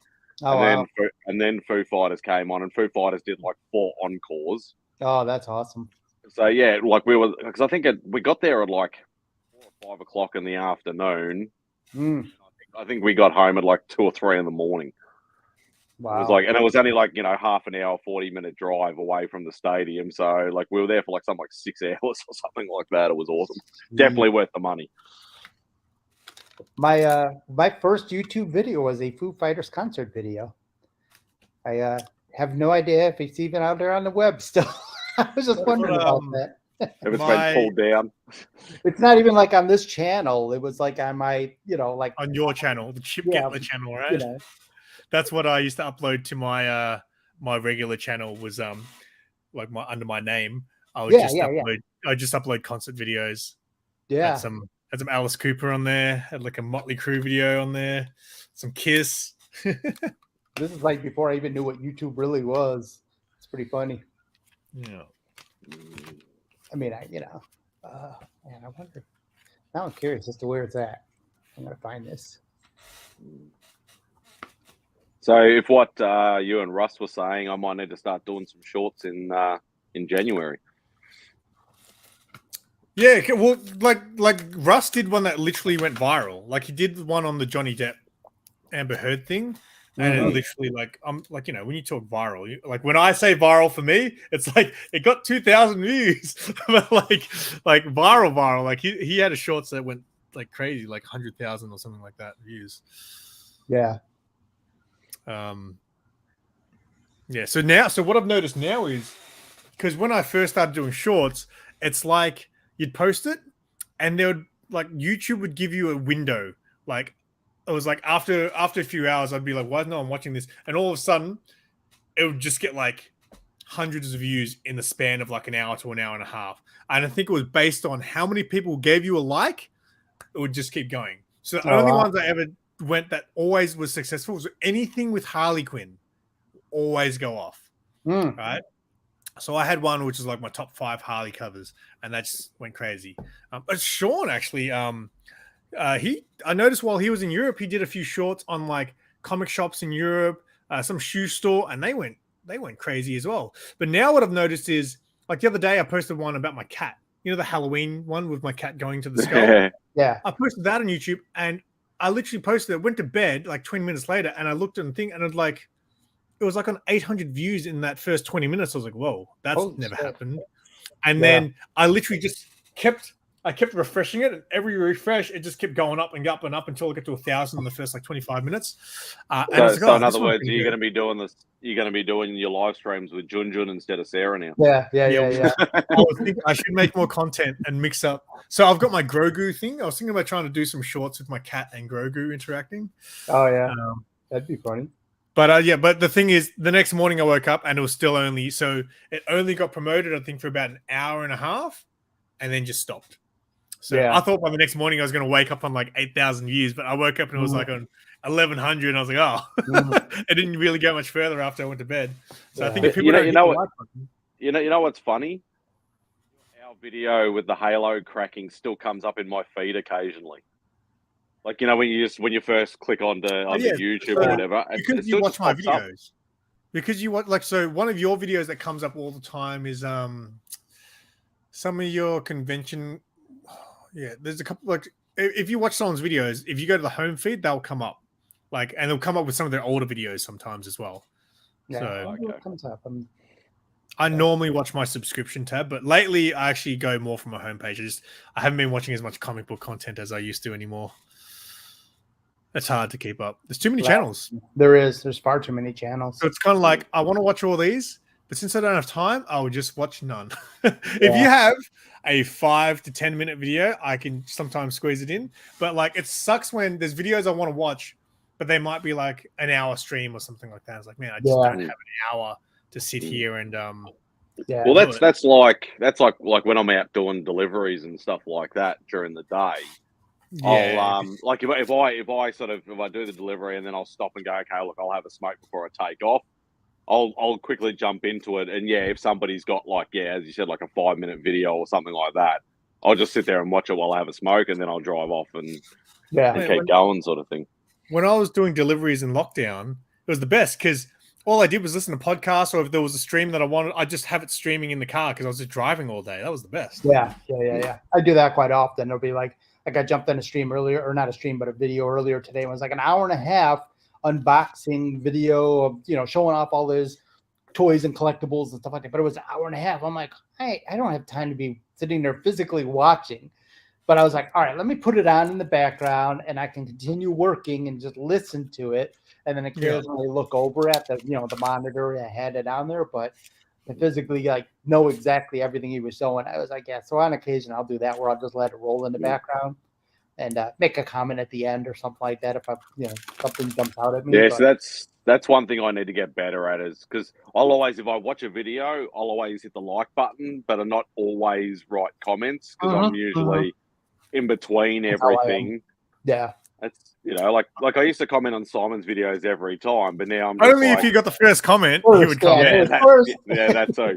If I don't get the first comment, I'll at least hit the like button or whatever like that, watch it in full or whatever like that, and then just sort of go and move on.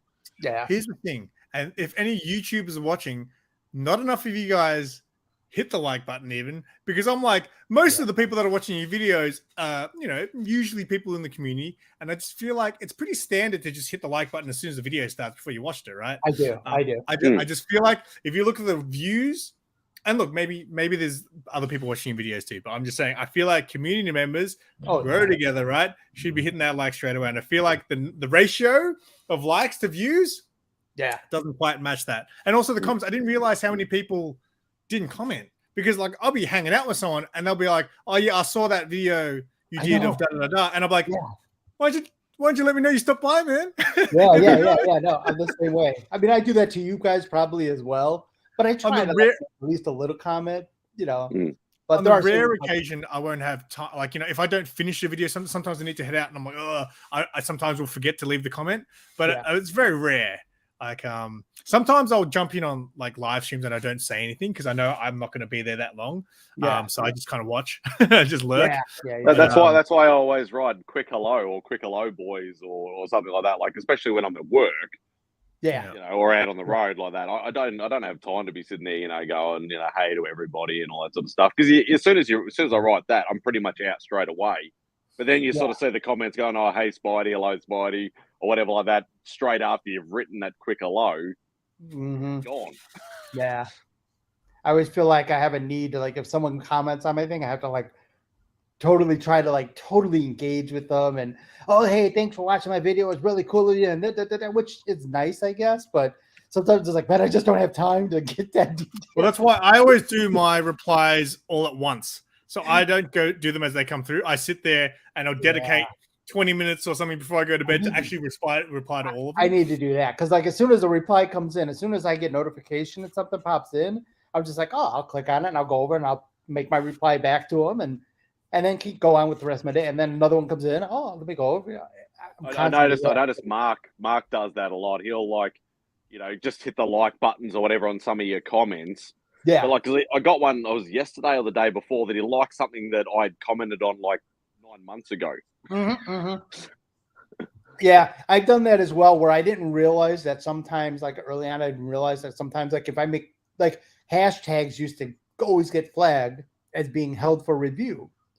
So it'd be like all of a sudden I'd realize that, oh, let me do a program in the back, and say filter based on items that I haven't replied to yet, comments I haven't replied to yet. And when I did that, I realized it was like a whole crap load. I'm like, holy crap. And then there was also content that was held for review that I never realized. So I'm like, felt so stupid. I'm like, hey, thanks a lot. Hey, thanks a lot. Hey, thanks. And it's like, that was 3 months ago. People are like, what the hell is this guy doing? Yeah, there's a bunch now that I've noticed that randomly just popped up that I apparently didn't respond to like months ago, and they must have been hidden. Yeah, so I'm talking pop culture. Like, commented on a string of videos, and I never saw them. They just didn't show up. But I've noticed as well. So since I noticed a few comments show up that were from months ago, and I was like, when did that ever happen? I scrolled down to older ones, and there's videos there's comments that I know I responded to like years ago that say that I haven't responded to them. Yeah, and that upsets me. Yeah. That's the other thing that bothers me too, is like I know there's channels that I've subscribed to, and all of a sudden I'll be like, wait, why is it showing that I'm not subscribed to you? And I have to resubscribe again. And I'm just like, I know I was freaking subscribed. I had actually K-pop yesterday. She's like, I swear I was subscribed to you yesterday. She was telling me yesterday. And I was like, giving her shit about not being subscribed. But of course, it happens to me all the time. It's like, if you don't, it's almost as if you don't interact with the people a lot. But that can't be, because there's a lot of channels. There's something like normally when I used to sub to a channel, I tried to check them out straight away. But now you get to a point where you've subbed to so many channels. So there's some channels I subscribe to, and I still might not have watched their videos, and they're still there. But then sometimes I'll notice, hey, I think Panda was the last one I really noticed. I was like, what? I was subscribed to Panda, and then I wasn't. Yeah, I haven't actually got a notification on Panda in a while. Yes, and that's the thing. Exactly. Sometimes I'll check on people because like I'll see them on Instagram. I was like, hey, I haven't noticed their videos pop up for a while, and then all of a sudden, but I haven't noticed as much recently. I know Greyman, for example, when I first because back in the day, you used to get the notification, hey, this person subscribed to you. You don't get it anymore. But I was like, hey, the Greyman subscribed to me. I didn't know who he was at the time, and then like a few months later, or however long later, I noticed he subscribed to me again, and I was like, oh, Greyman, you must have unsubscribed. But then I became friends with him, and I was like, he would never unsubscribe. Yeah. So it's a bit of a weird thing. And, I had a weird one. I can't remember who it was, but their videos would pop up in my subscription tab or whatever like that. But when I went to their actual channel, I think I was trying to copy a link or something like that, and I wasn't subscribed to them. And I'm like, why am I getting their videos popping up in my subscription tab, but I'm not subscribed? It was really weird. No, so that happened with me with Russ. So Russ disappeared from, when you click on the side, you've got a list of all your subscribed channels. Russ wasn't on there. So I had to search for his channel. But when I went to his channel, I was subscribed, but he just disappeared from the thing. Oh, yeah, it's weird. Bring out the puppy. Yeah. Something is outside, so he's freaking out. Then the other one ran outside the back door. Oh, this is tight. Ugh. Might be the postman bringing you an AOK from somebody. There's no post today. Hey, I don't get AOKs. I don't have any AOKs. I was thinking about that today. I was like, well, I really don't get a lot of. It's like us. We always say, "What's an AOK?" because we never get any because nobody wants to. Nobody wants to afford it. That's why I'm worried about this box that's coming from Remy, because so many people have put into it apparently, but apparently we're still waiting on Nick. Oh, Nick's got a. Oh, that's right. Nick's got. I won. Apparently, I won something on a live stream or something from Nick, and Nick's like, as soon as Remy started building the box, he's like, "Oh, good, now I can Put it in the send it box. to Remy to put it in there." But apparently, the box is waiting on Nick. Yeah. Huh. So Damn, Nick, holding things up. Yeah, I've got I won something from DJ Links, I think. And it's sitting at Bub's place because I just told him to send it to because it was US only, I think. And I was like, yeah, just send it to Bubs. I got Bubs has got a bunch of books for me, so yeah. I didn't even know what I won though, so I'm kind of excited for that. And the good thing is I've been building up boxes with Bubs for so long that I forget what I buy as well. So when I get them, I'm kind of like, oh yeah, I forgot I bought this on eBay. Yeah, that sounds familiar. Yeah, I'm still waiting. Yeah, well, I've been talking to Todd, and I'm like, I need to get this next box, organized. I need to start getting these books here and stuff like that. Yeah, I'm on it. Tell him SimpleSimon wants his Vampy covers. And are we getting a Gorilla Todd shirt or what? He said he was going to send us shirts. Yeah, it's supposed to be shirts, and I think I'm pretty sure I've gone up 2 sizes since I asked him for one too. Yeah, you probably asked for an XL, and you probably need a triple XL. But no, I definitely need at least an XL now. I think I was probably a medium or a large when I first asked him. I think there's supposed to be a couple of shirts. I think there's supposed to be a hat or 2 or something, and obviously stickers and all that sort of stuff. But I can't even remember what I bought. I'm like the worst at that as well. Not only forgetting what I bought, but literally sitting. You were mentioning Only Slabs. I was sitting in Only Slabs. I ended up winning some stuff. I get a pack from Rob the other day, and I'm just like, what did he send me? And I'm like, what the hell is? I'm like, okay, I know he had one comic that he was talking about going to send to me, which was a Star Wars comic, but this is a pretty thick pack. I'm like, man, I'm going to kill him if he sent me something because, he doesn't send me anything. And sure enough, I forgot, it's the winnings. I'm like, it's so airbrained that I totally forgot about that. So, yeah, well, the worst is with this one, with what Simon and I were talking about, is that when I went nuts on the YouTube auctions or whatever like that, and this is going back over 12 months ago. And we're only just because of so many personal situations with both sides. We're only just started getting some of the, and I've got about 3 or 4 short boxes full of books. Holy sitting in Vegas. Wow. So it costs too much to send a full short box, so we're just doing it in sort of 30 to 40 sort of lots. Yeah. At a time or whatever like that. But it's just trying to get around to organizing. So I've had one box delivered. At least that had some of the bigger books in it, but I just don't know what's in those boxes. Yeah. I have no idea. I could go back, but it'd be too hard. See, the problem with Simon is he will just see the Marvel that's a Marvel book and he'll just buy it. It's just he doesn't. He's wearing the big M on his chest. Marvel. He's a Marvel fanboy. Mate, some of these books have got some. Yep, exactly. There you go. But there are obviously as I've been doing a new series, my comic wish list and stuff. So there is stuff that I'm chasing, but there is a lot of covers and small runs and stuff like that I've been trying to get as well. But sometimes it's just it's an old school book. It's got a cool cover from an artist that I love and stuff like that. And if it's a decent price from over here, then I'll get it. Yeah. Yeah, it's very cool. You don't have anything coming from Canada, Simon? Yeah. No. Not that I know of. Freaky, his dog. Canada's good. I want to I'll be right back, guys. I gotta go unload a car that just showed up. Cool, mate. I want to when I check eBay, I want to start checking for books from Canada specifically because the postage from Canada is awesome. I was thinking more that the exchange rate is almost the dollar is almost exactly the same as us almost. Yes, is that all these Canadian sellers, they sell in US, they don't sell in Canadian. Well, no. Well, I don't know. The few times I've bought from Canada, it was in Canadian dollars, and I was like, why is it so cheap to send from Canada when they're right next to the US? Yeah, it's weird.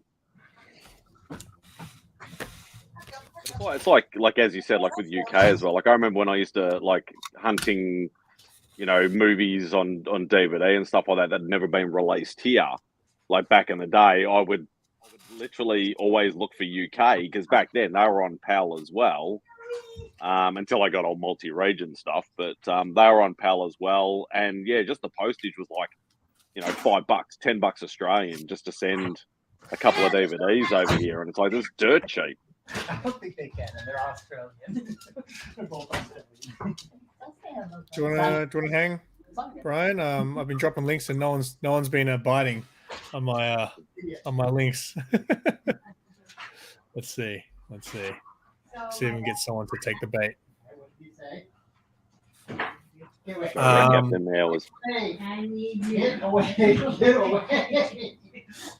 the only problem with the UK, is the exchange rate is even worse than the States and bloody Europe. It's almost like double. Bad, but for some reason, so me and Sarah have been talking about. We've been getting books from a place in space, and that's where Grey Man shops as well. So the shipping is $14. Adjustments 3 times a week, and it takes like 2 seconds. Like $14. £7. I'll buy books from here that cost $14 sometimes to send. So that's like solid. Hey, Drac, if you're still there, how much does it cost to post from America to Canada? Is that stupid as well? Is it just It's about $30 apparently. Yeah. What about? $30, somewhere around there. And they said, Crazy. yeah, after. Wait, let me take my pants off first. Oh yeah, cool. Get your pants off and then get your ass in here. We can talk CBC awards. I'm gonna mute Chip because I have the power. There you go. I didn't realize I could do that. I was like, Chip, what are you doing? All right. What was I saying? Yeah, exchange. It's about the same. It's about the same as what? So it's about $20 to $30 or something to send like a Gemini or something, I think, from so to send from US US to Canada here, or vice versa. it's normally on average about $30 to $40. I would say is about the average to get something shipped to. So that's why I was saying when I get books off eBay and I get them sent to Bubs, I'm normally saving about $30 a book. So last time though, to ship from Bubs to me was not that cheap. And this time I bought slabs. I've got slabs seeing me his house, so it's going to be because when I won those slabs from David SMNC, he shipped them to Bubs, and then Bubs found out the shipping to sent to me, and I think I paid $100 US to ship them here for 2 slabs. But I didn't pay anything for slabs, so I was like, all right, cool. Yeah, well, I don't because I know when Rob sent that first box to me, there's a decent amount of stuff in there because other people had stuff in there. So it was a decent sized box, decent amount of stuff, and it was like $70 US, and I got it in like 6 days. Yeah, that's insane. Yeah, like really good. Like he's right on the west coast, so that's sort of almost like a direct flight straight over here. What I've noticed is now, so often when I send stuff to the US, I'll often put it in the big Australia Post box, that you buy. Yeah. And that's always costed me anywhere from $70 to $85, anywhere in between that. But now, so what I noticed was when I shipped to Brian, because I think he won one of my giveaways, I shipped it in a mailer. It was chunky. But because I sent it in a mailer, I only paid half. I paid about $40. The problem is it's not as obviously in the box. I like fill it up with bubble wrap and shit. His books, I just had it in I might have had it in some sort of Gemini maybe, and then I just shoved it in a bloody mailer. Oh, dude, you put it in one of those padded mailers. Padded mailer. So I put it in. I think I put it in like cardboard or something like that, and then just shoved it in a padded mailer. And I was scared because I was like, oh, I'd hate for it to get damaged because I see people in the US post their stuff, show up, and there's like. It's like someone's job at the US Post to kick people's boxes in. What's with that? Yeah, the one that I sent to that last one that I sent to Rob, that had the Golden Age books in it that I found off the Facebook Marketplace. Like, luckily, like Beck and I just taped the absolute crap out of it with like big, thick sort of duct tape or whatever like that. But yeah, it was all warped and things, and it had little holes in it and stuff. And I'm just like. I was scared shitless. I'm glad I put the books, actual Gemini, inside that box. But everything else was all the biscuits and the chocolates and stuff but nothing still was damaged. It was just the boxes got really like been used as a football, pretty much. It was horrible. That's the Made norm of for our chipmunks. deliveries. To the US, about $35, but within Canada, it's still like $25. So. That's all good, Russ. Feel free to jump back on if you want. Mhm. We're talking about shipping prices, which Super Russ should be interested in because his current giveaway is worldwide. And I was like, oh, Russ, you're in for a surprise if someone over here wins. So he started praying, please no K Titus, please no K Titus. I was saying, so I bought Bearded Comic Bros exclusive when he had that Back to the Future book. And I hit him up. I was like, hey, man, I want to get that book. So he's like, yeah, cool, da-da-da. He was like, just give us this much for the book and just chuck us like $5 US postage. I was like, $5? I was like, I don't think you understand how much it's going to cost you to post it to Australia. And then he was like, oh, just chuck us 10 then. I was like, are you sure, dude? And then he went to the post office and he was like, I ain't sending that book to you, man. It was all good. I ended up getting him to sit. No, at the time it was like locked, like it was peak lockdown as well. So shipping had gone up a lot. But and then they weren't even shipping over here for a while either. So there was a lot of places that wouldn't ship to Australia. So my art that I got from that Brazilian artist, he said he went to the post office and no post office would send it to Australia. So he ended up sending it to Sharon in the US, and then she sent it to me. And she paid. So she sent me my art plus a box full of Christmas presents. And this box was like this, full of stuff. And I looked at the postage tag on that of what she paid to send that. And I was like, I need to give you some money. It was, I don't want to say how much it was because it was so much. Yeah, I remember how much. Wow. I've never seen it was post a lot. cost like in US dollars. I was like, holy shit. How much did yours? Because so we did the same thing. So Mad Spidey got Sharon to buy something from GameStop because we couldn't get here and then send it and he covered the post. How much was that? That was about 130 US or something, I think. So this was more than that. This was more than that. And she didn't want any because I was like, you're sending me my art. Can I please give you some money? She's like, no. So I was like, fuck you, Sharon. How dare you? But I've got something I'm going to send her actually soon. It was also the most expensive. I don't send Santa or anything. She's a bitch. I sent Santa something, and again, it was about the same as what it would cost for the US. Yeah. So, were you and I? I remember when a bunch of people were you in on that, Louis? I remember a whole bunch of people sent Santa this box full of it had like killer books in there. It was just like it was from everyone. It was like from G Spot, Puff, Jeff, and all those guys. You know, they chucked in and sent her this massive box. Stone Cold. So it was some crazy books in there, man. I was like, holy shit, you guys really sending her that stuff? Like, there's some good books in there. Insane. Yeah. Yeah, we were there for the early Sanimation days. Freaky says hi. She's saying I like that. Hi, Mrs. Shadow. Hi, Mr. Shadow. I'm elusive too. She's elusive too, she said.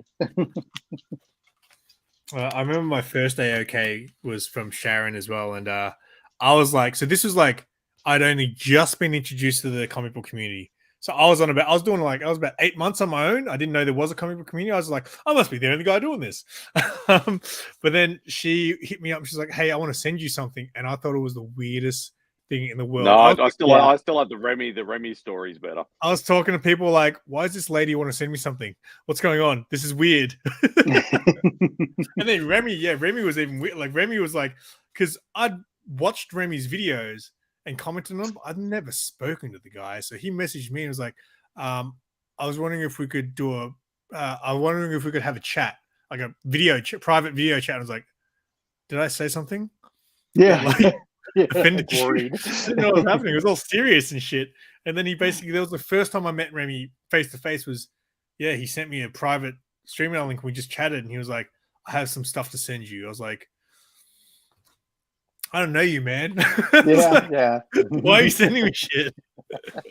It is always a weird thing, isn't it? Yeah, kind of like, really? And now it's gone out of control with you guys. Like, you guys will be on a stream, and then you'll send something to one of the guys, and it'll arrive while you guys are still streaming. And shit Oh, like that. the Macca's one was the funniest. That was Yeah. hilarious. Yeah, with, I'm Rob. glad I was there for that. That was Yeah. that was so fun. No, Chip's like, no, send it back, It's for him. Yeah, That was hilarious. yeah. Oh, Mhm. that's the proverbial great minds think alike, because Robert already ordered his own Macca's. Yeah. He said he was hungry, and I'm like, yeah, I'll order some food for him. Hey, Brian, if you're still watching, did you get Hi, my Brian. video that I sent you? Hey, is it called an easy boy? I thought it was called a lazy boy. We call it Lazy Boy. Like this is just a couch, Oh, okay. but like that's the Lazy Boy. But Oh. that's kind of facing away from the TV. So Remy got, was that from Chip? I did not order him pizza. If I anyone, think, wants that to was order me, me, I think that was Pocan Joe, maybe. if anyone wants to order me a pizza right now, I could go up Yeah. here to 17. Chip did send some caramello Cadbury bloody chocolate box to Nick while on the stream. Oh yeah, I did do that. I I wanna- grabbed some I- donuts. I want to send Nick the proper one, which is the Yeah. one that's made from here. Because Rob said that to me. He goes, the Cadbury from here tastes It's way different. better than the Cadbury from over there, because they just make it with the same recipe, but it's obviously different milk, different ingredients and stuff Yeah, like that. yeah. No doubt. Same ingredients, but different. Yeah, different. Yeah. What's the word I'm looking for? You know what I mean? The atmosphere takes a big part in that. Yeah. The water, the the different water sources, different water milk sources, different milk sources, different textures. Yeah, Caramello. Carmelo. Yeah. Yeah. What's that? I put your other ears in. Yeah, I sent some to. I'm gonna go downstairs to because Rob. you can watch TV. And the caramello koalas. Him and his missus loved them. Yeah. Wife's gonna watch some TV, so I'm gonna walk it downstairs. All right. Easy Go to the Boy main is a couple. lazy chair for dogs. It is. Okay. It literally is a dog chair. Go to your room. Yeah.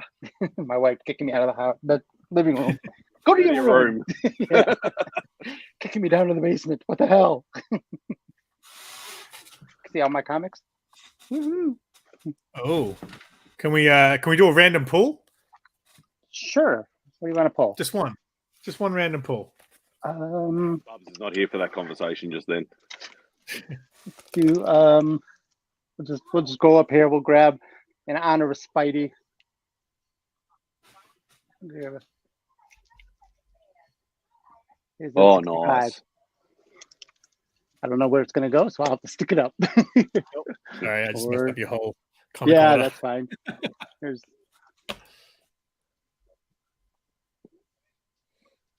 Yeah. Love those old covers. and then, because I have Star Wars Man, Star Wars guy. Hashtag Star Wars Star guy. Wars guy. Dawn of the Jedi. Hey, are you watching Andor? I am. I love it. Yeah, so it's interesting, right? So I from what I gather from hearing people talk about it, Mhm. it seems like so for me, I'm going to make this into a joke. No, So, no. I'm just trying to think. So it seems like real Star Wars guys love Andor. I think it's Like okay. Rob loves it. No, so Yeah, I me and remember Rob love it. it was me on. and It was. Rob love I think Rob was on a stream and they were saying what I think they were making. And this was where I was like, oh, okay, really? They're like, what's harder to watch? I think it was Comic Vet was asking. I think I was like, what's harder to watch, She-Hulk or Andor? So I figured the joke was, oh, they're both bad. And then Rob was like, I love Andor, right? Yeah. And yeah, one of my I'm mates at saying work, who's a massive Star Wars, he loves Andor, and I'm enjoying it, but it is slow. that. Yeah. But I think the real Star Wars people love that slowness too, right? I- Because they I- know what it's building towards, right? Yeah, yeah. See, I don't know what they're building towards. for me, I always look at it as being it's giving you an insight into something about the story that we've all grown up and we've known. We've known Star Wars 9 different movies of it and all these specials and stuff. But this gives us the ability to kind of see some of the inner workings on the back end of it, and it becomes more detailed oriented. It's not so much about just the action and the fighting and the shooting and the that type of stuff and Darth Vader and all that. It's totally different than that, and I love that fact about it. I like that. Don't get me wrong. I still love some of the earlier some of the Star Wars as well. Those movies, but I'm even I wasn't opposed to Return of the Jedi. I wasn't opposed to any of the other any of the Last Jedi, all that. I wasn't opposed to any of those. I thought they were good stories for the most part, but this is just something a little bit more detailed, I think. The same old true. I don't know if you guys seen Black Panther, but same old true. Today it was like a big, huge, and I'm just like, I thought it was okay. Probably it wasn't another an action. week. Yeah, it's not an action movie. It is a story. It is telling the story and telling the grief of a nation. It's kind of the way I looked at it. So Glad they're finally bringing back popcorn tins because there's a Wakanda Forever. Yeah, tin. there is. Yeah, my wife asked to. You want one? I'm like, nah. But then I was thinking about you, Simon. This Simon. I was thinking about because you do the cups. Movies, there's been no cups or popcorn tins in either of the big cinemas. I saw people with, I don't know if it was here or not, I saw the Batman tin. I was like, how did I miss out on that? Yeah. Oh, you know why? Because I never see the movies at Hoyt's anymore. I always see them at the Reading Cinema, which is, they never have that cool shit. It's a yeah. tin. Yep, we had those as well. Yeah, we had those as well. Wait, they should have. Did they have glow you in the get dark over for there Doctor Strange? different from here? They should have had glow in the dark for Doctor Strange. That would have been cool. That would have been cool. Yeah, glow in the dark. A lot of the movie stuff. It's always different, so it's surprising to see that it's actually the same one because most it is. of them Yeah, are yeah, really that's always exactly different. the same one that was sitting on a counter. We didn't get it, but yeah, it was the same one. Because my wife was like, "You want to get it?" I'm like, "Nah, that's okay." But I was thinking, I was like, "Ooh, yeah, I wonder if Simon will get But I was like, "Oh, wait, he does the drinks." I didn't know he did tins too. Well, my first when I started my first collectible show. Mm-hmm. Just one word away from being sued. The first video I did was popcorn tins. Okay. So, that was only I don't know, a quarter of them. I think I have about 20 or 30 or something like that. Oh, that's cool. Yeah, it's very cool.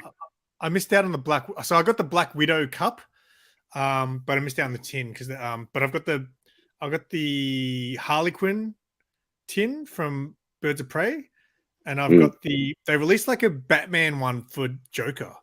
It was just Batman. It was like all like Batman covers, like old Batman Detective Comics covers all over it and stuff. But I saw people posting one for the Batman. I was like, fuck, I wish I got that one. Yeah, I did see that one. Yeah, so we saw the Batman at the drive-in. So I never saw any of the tins or the drinks or anything like that. So Gray Man doesn't either.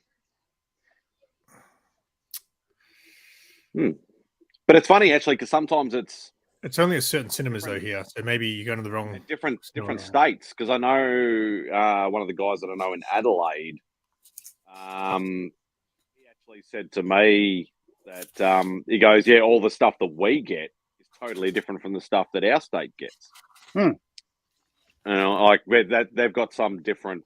They've got I don't know what their one's called. I think it's Event Cinemas or something over there. Whether ours is Village and Hoyt's. So different franchises obviously get different things. Yeah, you look like a tough motherfucker when you take your glasses off. I was like, what? I looked away and looked back. He's a scary motherfucker. He's on my I'm just a cuddly bear. I'm too stingy to buy popcorn in the cinema. He's stuffing it underneath the jacket. Too stingy to go to the movies in general, Gray. I was gonna say, doesn't strike me as a person that would go to the movies. Grey all Man that goes to often. the movies. He Does sees he? all the yeah. I Really? don't think he's done it for a while, but he used to go see all the. He used to go sit with his I think he used to go sit with his grandma maybe back. Okay. Okay, I could see that then. Yeah. But, yeah. He's loved every single comic book movie, no matter how bad it is. He loves it. Unless it was Batman '89, he hates Batman '89. I don't know why. He just hates it. See,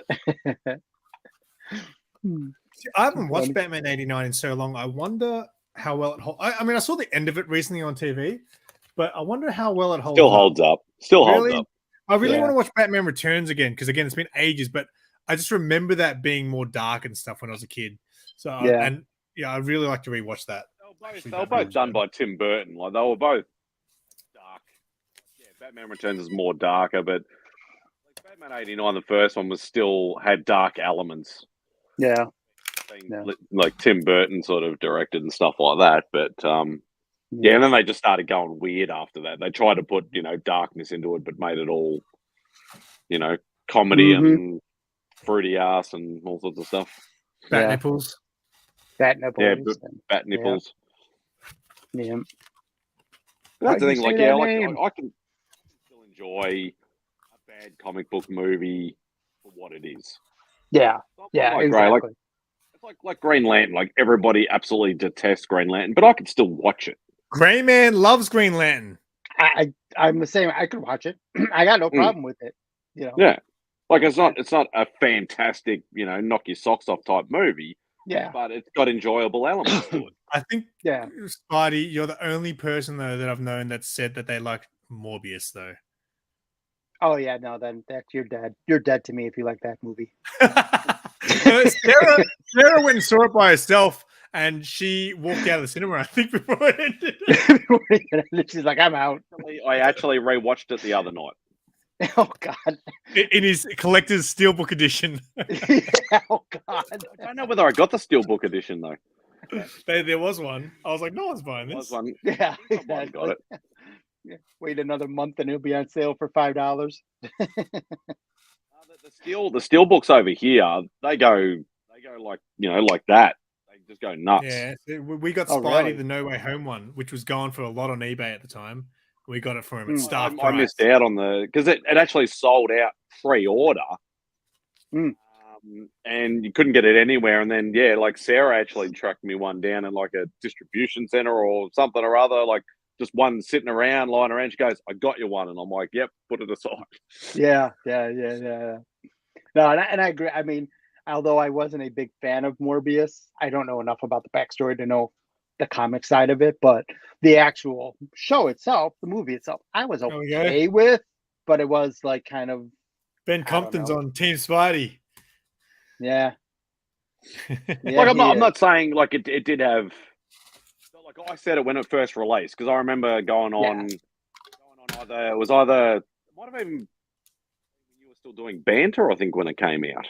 Yeah. Still doing banter. And I said we'd seen it last night and stuff like that. Went to the movies and things like that. And I said, look, the story is a bit over the place. Like it should have been a little bit more linear. It's a bit discombobulated in certain sort of places and stuff like that. But I loved the because I know Mark was bagging the crap out of the special effects and that. I actually liked them. I like the sonar thing that he did, and I like the night video game flash. Yeah, the flash fighting, which is a bit old school. Avoid that sort of element of it. I thought it was good. Yeah, I do agree with what Norrad just said about it. He shouldn't have had his own show. It should have been like a tie-in to Spidey as a side character. It would have been, tell a little bit of that story. Ooh, I got that Dazzler. Very good. It's the only Judgment Day comic I own. Yeah, so by no means it's not a fantastic movie. Oh yeah. I still enjoyed a lot of elements of it, but I still would have changed a lot of elements too. When was the last time a fantastic movie came out? It's been a while. Like the comic book ones. Like I really enjoyed Snyder Cut. I thought Snyder Cut was pretty epic. Too long. It was, I don't know. Well, it depends. Like I was saying, like it was long, but if you like that kind of stuff, it shouldn't feel long to you. I will be honest. Yeah, when I watched the Snyder Cut, it was 2 a.m. in the morning. I woke up, my wife looked at me like I'm freaking insane, and I jumped out and I started watching that thing, and yeah, I didn't realize that it was 3 hours long worth of movie. I literally watched the whole thing and didn't realize that it was 4 hours or whatever. Yeah, 4 hours. I didn't realize it was a 4 hour movie. It was like at the end I was kind of like, wait, that's it? It's like I wanted more. So that's one of those rare movies that I did see where I wanted more of it, even though I had already known the story. The night before it came out, I actually went and watched the original because I wanted to have the original fresh in my head so I could see what they that was did. a good idea. And I couldn't believe. So there were scenes where the scene was the same, but the dialogue was completely different. Like the bit where they're digging up Superman, like that scene was in the Snyder Cut, but the conversation was completely different. And I was just like, hang on, what? Like how much of this movie? I just couldn't believe how some bits were different. Like it just didn't make sense. Yeah. Barely any of the original cut was because when the original cut was out, that was when I first got into comic books. So I was enjoying watching all this comic book. Like I started watching all the MCU movies. I watched Justice League. And I was watching Justice League like that end bit when they're all going to attack and like there was all the flying demon things flying around and Batman's in the Batmobile flying. I was watching it like this is fucking bad.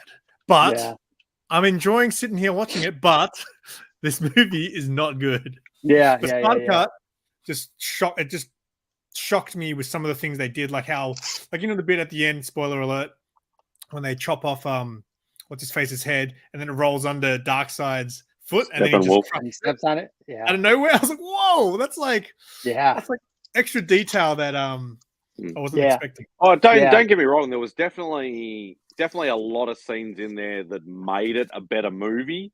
It just felt like to me, even though I did enjoy it, don't get me wrong, I did enjoy it very much. I enjoyed the original cut too. Yeah. It seemed like it was way too long to me. Yeah. Man. Like it could have almost been a part 1, part 2 sort of, Well, it was in 6 parts, wasn't it? I think it was 6 parts in it. Yeah. Because they were originally going to release it as like a 3-part series or something. Yeah, like totally different. Like if you were buying it, say in DVD terms, it would be in different box sets or different, different releases, sort of different thing. CDs. Yeah. CD1 is this movie. CD2 is this part. Well, we go back to VCD. Yeah, VCD. Yeah. VHS tapes. VHS tapes are in again, mate. They're back. Are they back again? Yeah, I know. After I'd literally thrown out like hundreds of them. Yeah. So the funny thing is, right, to me with the whole I get it, right? I get the whole. Hey, there's Nick Cage. Brian. What's going on? How's it going? I understand that VHS become collectible again. Like to have the physical thing is cool, but when you get people like Scanimation, there's like a lot of people that do this now. They'll actually have an old CRT television with the built-in VCR, and they want to watch their movies on that shit. That's like, get that shit out of here. Why would you like? I would understand if, for example, I always talk about the butterfly effect. Yeah, the butterfly effect. The ending that everyone knows is not the ending that was shown in theaters, right? So I don't know if people remember Butterfly Effect, Ashton Kutcher, Amy Smart, and the time traveling one. At the end of the movie on the DVD release is when they introduced the now, I guess what you call it, canon ending, right? So he travels back in time, back to when he was in his mother's womb, and he strangles himself with the umbilical cord, which is the dumbest shit ever. The original ending, which was shown in theaters and only ever released on VHS, which I had, he goes back in time to the first time he meets Amy Smart at the kids' party, which is shown many times throughout the movie. He goes back to that party. He goes, hey, come here. And he whispers in her ear, if you ever come near me, I'm going to kill you. So they never become friends in the first place. So none of that bad shit could happen. That is a great ending. And then they changed it to so I had it on VHS and then I watched it on DVD and I was like, what the hell? What's this ending? But that is the normal ending now, the umbilical cord, which is just, I don't know who thinks of that shit. That's crazy. Nutcase. Yeah, nutcase. Yeah. Someone who needs therapy. Brian? Are your pants off yet? I have shorts on, so I'm good. Isn't it starting to get cold over there for you guys? Because it's starting to heat up down here. It's getting cold. Not for us. It's been unusually warm. We've had like 60s and 70-degree weather the last like week. So which is really strange for November. It was 60s here yesterday, and then or 2 days ago, and then today it's 32. So it's Did you guys get Did you guys get that? Visions, did. yeah, Good. it's awesome. I liked it. Yeah, it was They very. should do more. So has voting officially finished, Brian, or we still got like hours to go? Or We've got about 27, 28 hours left. And minus tomorrow one night. day.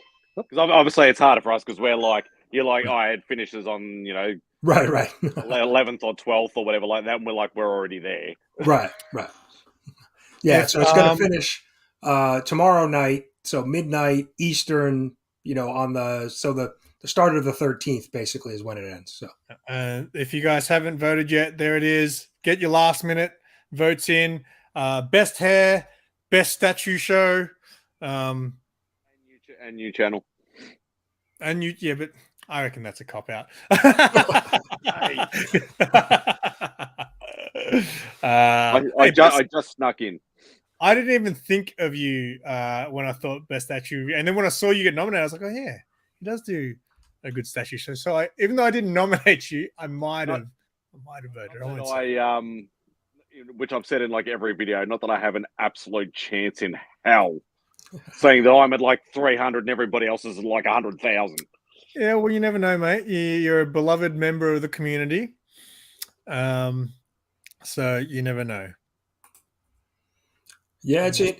We probably the last week we've probably had close to 100 additional votes come in, so it's good. It seems like a lot of people are, waited to the last minute or finding out or having their mom vote or somebody else vote. So I voted pretty late, actually. I'm sorry about that.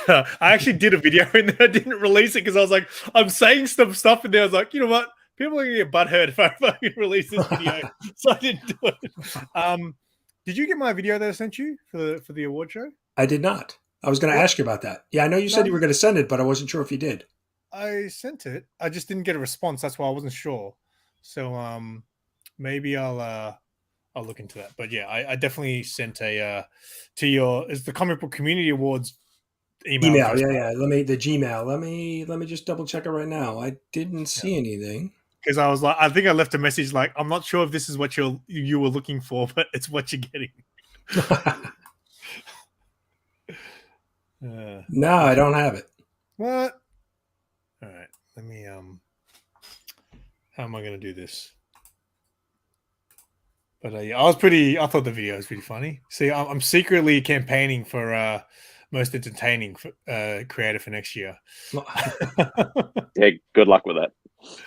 Hey, mate, you should see the video I got coming out. I made for Whack.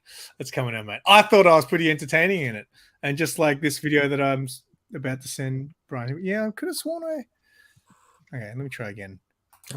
Did you send them the video or the actual link to the video in your OneDrive? No, I've got it here, Brian. I've got you. I've shared the video with you.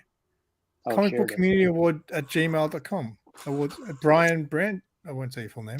Yeah, I didn't. Hang on. Can I send it again? Let me see. Let me make sure it didn't show up in somewhere else. Good old junk folder. Mm-hmm. Yeah, that's what I'm looking. I don't see it. SimpleSimon, straight to the junk folder. Yep, exactly.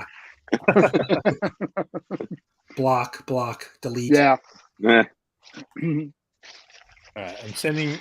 Oh wait, is this? No, that's not. That's just composing the email. Like, because I've clicked on the file and it says people with access, me, and you. Can you share the link again? Can you copy it and then resend it to them? Direct? Yeah, maybe I'll copy the link and then I'll email it to you again. Mm-hmm. I'm sure this is riveting. It's all about the content. Yeah, television. Think of all the hours you're going to get of thumbs up and likes and subscribes because of this. There's the link. All right, so I just sent it again. Let me know. Okay.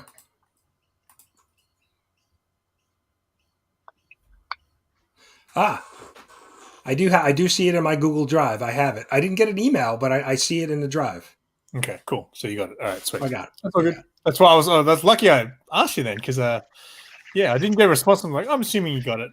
Yeah, I was going to reach out to you because I knew you said you were going to send it. I'm like, I thought he said he had it ready. So Yeah. no, but I got it. That's a werewolf's in for a good day. It's daytime still. He bought ciggies, rolls, and Jim Beam. He's all set. He's set I for am the not night. monetized yet, Grey Man, but I'm so close. I am very close. I would imagine by the end of the year, because there's not much of that left either. Just the just the view hours you're short? Yeah, Yeah. I'm like about 250 hours or so away, just over 250 hours away, I think. Oh, cool. So I was gonna do a 24-hour stream just to get my hours up, but I don't think I need to. Hey mate, what's going on? My chemist. Well, do like Russ used to do, where he would put an egg or something in front of his. Yeah, but like, I mean, I reckon I watched that video the longest. I sat there for 15 minutes staring at that egg. Yeah, I think I just left it running on my computer. Yeah, but Russ was saying earlier that he stopped making videos, so now his hours are plummeting massively. Oh, really? Okay. That's actually happened with me with the banter, because I'm no longer doing banter. Exactly, so I mean, those were like 6 or 8 hour shows at a time with a lot of people watching. The thing is, a lot of channels hit 4,000 before they hit 1,000 subscribers, and it's because they have regular live streams. I took ages to jump on the live stream thing, and I don't do it regularly enough. Like, I don't have a weekly thing that I do. It's just I just do it when I have time. Yeah. So, but this one's a long one, and there's been at least 6+ people watching it all the time. So I appreciate you guys hanging out. Yeah. I will do a giveaway when I reach monetization. How about that? There you go. I'll give you money. I'll send out money. Gotta save up money for shipping. Yeah. Exactly. But yeah, I would imagine, because you're getting pretty close to 1,000, aren't you, Chip? Yeah. I am. I don't even know where I'm at. Hold on, man. Where am I at? Because last time I checked, you were just flying. I'm at 980, so I'm 20 away. Oh wow! There you go. Right. Oh, let's get some Chip links in the chat, No, just in case. No, you don't need to Chip links. Yeah, well, I don't get influenced anyway. I'd like to, if we can gain 1 sub from me giving you a plug right now, I would. Well, it'd be nice if you sub. That would be nice. I mean, let's start there. All right. So yeah, if anyone's not subscribed to Chip White Shadow, links coming up. Boom. Thank you. I appreciate that. But I'd imagine you'd with all your weekly, because how long have you not been doing it for now? Your banter. I haven't been doing banter for about 2 months now. Okay. It's been a couple months, so I've got about 8 weeks worth of. I mean, that was every Saturday for 6 to 8 hours at a rock, and every week, obviously, as the weeks tick on, that takes away 8 hours. It takes away not 8 hours total, but it takes a bigger chunk of time away because. So I'm actually just below that 4,000 mark now on the hours and the watch hours. So. Okay, so maybe you could bring it back for like a celebration. Exactly. Yeah, that will actually work. Nah, your 1,000 celebration. It's dead. It's Remy's now. It's let him get the time, and he's much better at it than I am. That's for damn sure. When I did my 1,000 celebration stream, that got me like 70 hours of watch time or something, like just on the. Oh wow! Which is pretty crazy. Yeah. Yeah, I don't have to worry about watch hours for at least another decade. Well, and if you notice in StreamYard, they have a new feature.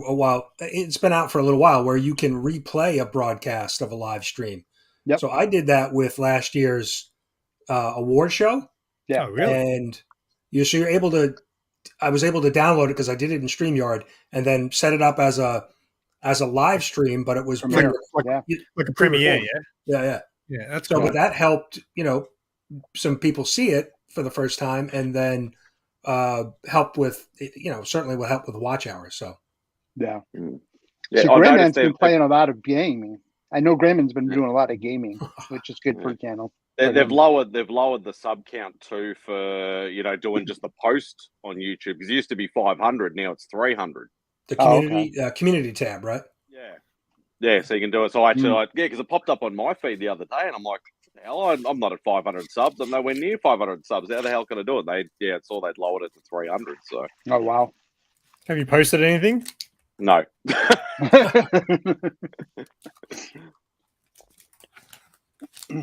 I figure Yeah, every well- once in a while I do post something onto the community tab thing, even though I very You rarely did do I one get today. around- I bloody voted on it. I You did. like- Yeah, you voted today. That all of a sudden that one blew up today with a bunch of people voting. I'm like, well, what the hell? You know, just saying who their favorite whatever villain was in DC world. So, but They say that, I don't care. yeah, No, it was from movies though. It was from movies. it was from the Oh, movies. it's a movie? Yeah, from the Okay. movies. Just character faces and then what movie they were from. Anyway, I figured, can't hurt to have that out there. It's all part of the algorithm, hopefully. So Brian, when is the award show this year? When does So Tiny it's get his the trophy? first Saturday in December 3rd. Saturday. It's going to be a Saturday night. Because last year's one was crazy the way it was set up, like the way you did it and presented and everything was really well done. Yeah, very good. Well, thank you. Yeah, we're going to try to duplicate that again this year, and I have hopefully going to have some more videos coming in from some of the community. Have reached out and asked some of the past winners, from last year to do some stuff, and I have a couple videos planned myself that I have to get done in the next couple weeks. So yeah, I'm looking forward to it. Very cool. Lots of votes. Like I said, in the last week or so, we've had kind of a last push of votes, so which is good. Last I looked this afternoon, it was about 700. We had over 750 votes in so far. Wow, that's very awesome. cool. That's awesome. So pretty good. About 200 more than we had last year. So that's good. That's very good. Generally grow from there, right? Yep. Have you done the award trophy things the same? We're gonna do something a little bit different. They're gonna be a little bigger, and I'm gonna change up some of the wording on it, or we may add a logo to it. So, oh, that's cool. Because I remember when I like last year when you did it, I plugged it a lot. I wasn't doing anything like vote for me or anything like that. But when I saw the award show and I saw the trophies you were hanging out, I was like, ooh, I want one of those. so yeah, last year. Cool. So last year, what I did was I kind of pre-ordered them, and so I didn't have the winner's name on it, just the category and the year. So, but I have the company that I use to produce the trophies can get them to me pretty much within a couple days. So this year we'll definitely have the winner's name engraved on the trophy as well. So very cool. So I might be able to put something else in my background then. There you go. I love how Spidey now likes to announce his statue show is welcome to the award nominated show. Nominated show. Yeah. Hey, fun, 2 awards. Come on, 2 awards. A lot of the channels have embraced that. I've seen that, and I don't know. Reggie collects. He won 4 last year, and last year. He highlights that on a couple of the grading book that he did. He did a how to grade comics, like a how-to book, and he has that included on the front cover of the book.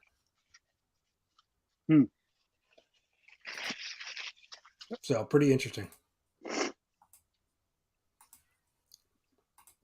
I'm like trying to click the link in StreamYard. I'm like, why isn't this working? Yeah, I can't click the link in StreamYard. Hang on, wait. Like, damn it! You would think I would know that by now. Can I copy it? It was great Well, not it's a great. moderator. Yeah, Gray's a mod. Yeah. Yeah, I Yeah, can, no, it's because in StreamYard you can't click the link. You can only click Well, the yeah, in link in StreamYard YouTube. you can't, but actually here you can. So I actually, Lisa the Tarot Lady. Awesome. Very cool.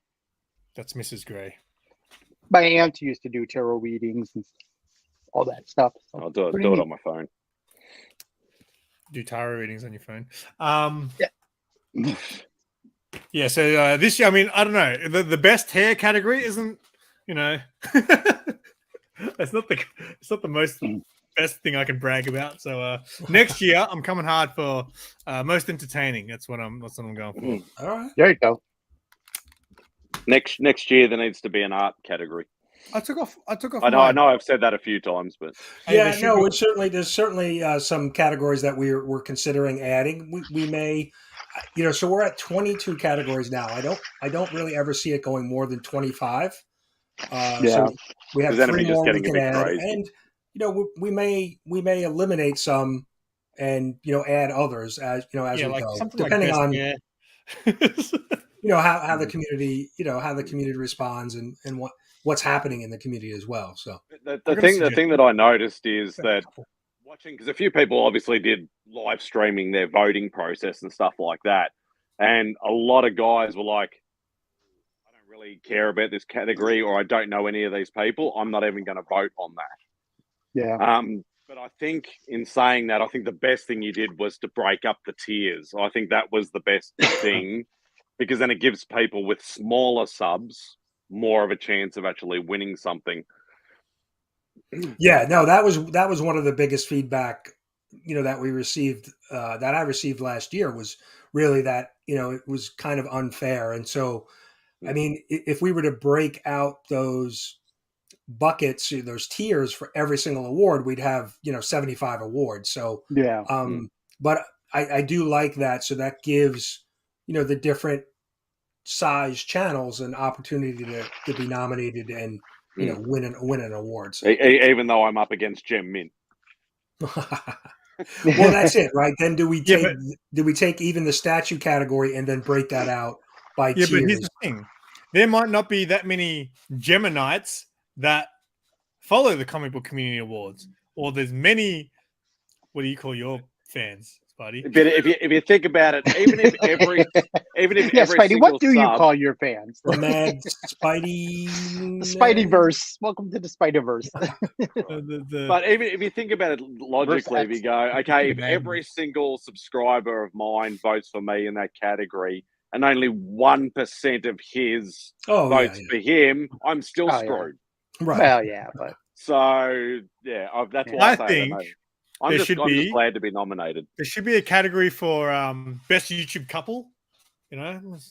No, that's another one we've considered, the best duo or couple, best right? duo or couple. Well, that's pretty competitive be, because that's pretty competitive actual category. Because if you actually think there's a lot of channels That's that not very fair. That's not very fair either, because mine doesn't even get on camera.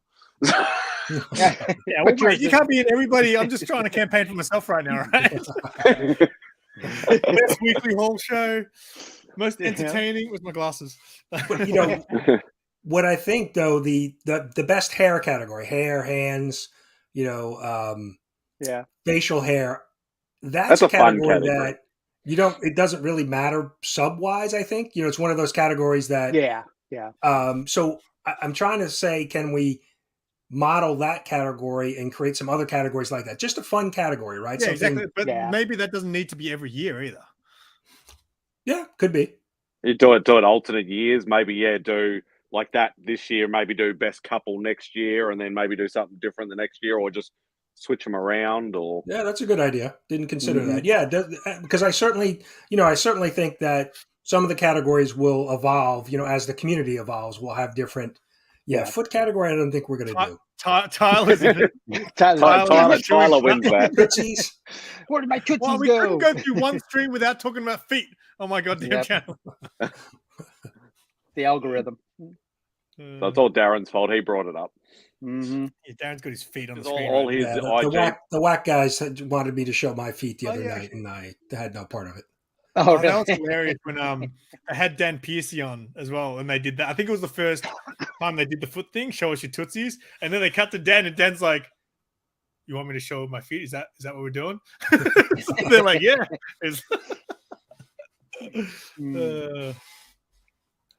Best blooper. Is there a comedy. best blooper comedy moment? That's a tough one, because I guess, if you look at a lot of the channels, obviously there's big channels that get lots of views, but a lot of the comic book community are obviously smaller channels. For people to see those moments, it's tough. Yeah. You know what I mean? Right. To find them, right? It's kind of needle in a haystack. Yeah, like, you know, Yeah. Mad Spidey's on every single live stream, so he's seen all the moments that happen on live stream. Don't give Remy any more firepower. Thank you. Well, I think Burke 54 might win that, right? Falling out of his chair. Oh, that was awesome. That was an I've awesome seen one. that I one. love that one. I was in that stream. That was awesome. I only saw the. I'm clips listening on replay like of a that. headphones, and I'm walking, and all of a sudden I hear, "Ah!" And I'm like, "What the frick just happened?" I come walking back over to the computer because I had to go in and grab a drink. They're all laughing about it. I was like, "Oh man!" Or you know, Great. Panda's. Didn't Panda? What was he doing with that slab? Yeah, yeah. there's a couple. You know, there's a couple moments that Oh yeah. That was hilarious. That There could have been also some good just be a thing where you play those as like a segment as part of the award show, like memorable moments from the year and things like that. I guess it would that's a mostly good be idea. from Yeah. like Don't people have could to give send an in- award, people but a could shout send in out moments. and a kudos or Yeah. a funny moment, and get everyone laughing about it. Give Joking. Remy Yeah. access and let him just play like every clip that he has, and then Yeah. that'll pretty much do that segment. Mm-hmm. Yeah. Yeah. There's been a lot of fun moments. Yeah. Oh, yeah. There have been. Very much so. Well, and two, right? We could do the Hoarder's Hide, the Power Ranger. Oh yeah, with the big I ranger mean, on his there's. chest. Or Red Ranger, whoever it was. Yeah, I think I got to write this down. I think I'm going to use that. I'm telling you. Yeah, start getting your notes. Clip it. I'm running out of box space to put on my books. Well, I'm not gonna say it. Oh. Yeah. We don't need anybody to fill in for Bubs. Yeah, no kidding. Definitely Lickworthy, Star Wars guy, I'm everything guy. everything guy. Shoe guy the other day. Yeah, shoe guy. I seen that one the other day. Yep. Trying to take Nick's spot. Anime guy. I bought Yeah. one pair of shoes and all of a sudden I'm taking over Nick's spot. Yeah, exactly. Simon's Kicks and Comics. So it's funny because the guys from the Aussieverse, they asked me to be on a stream with them. It's supposed to be this week, but it got cancelled till next week. They're going to do a stream talking about their top 5 Star Wars films. Mhm. And they're like, "Oh, since you're the Star Wars guy, do you want to be on it?" I was like, yeah, cool. But they don't know. They don't know that the Star Wars guy hasn't He's not seen seen Phantom all of Menace. them. Star Wars guy is a fraud. There's a few you haven't seen, I thought. No, I've seen them all except for Phantom Menace because Phantom Menace is that's the only one there. that made me not be a Star Wars guy when I was younger. Yeah. I couldn't even watch it. I watched 15 minutes of it and I was like, you know what? I don't care about Star Wars. I like Luke, Han, and Chewie. Yeah. And they weren't there anymore. So I kind of stopped caring. But then I rewatched because Sarah's obviously into Star Wars and all that. So she's smart. we watched Attack of the Clones. And it was so different. I was like, what is it? I felt like I was watching Fifth Element or something and not Star Wars because it was like, a different world in the prequels.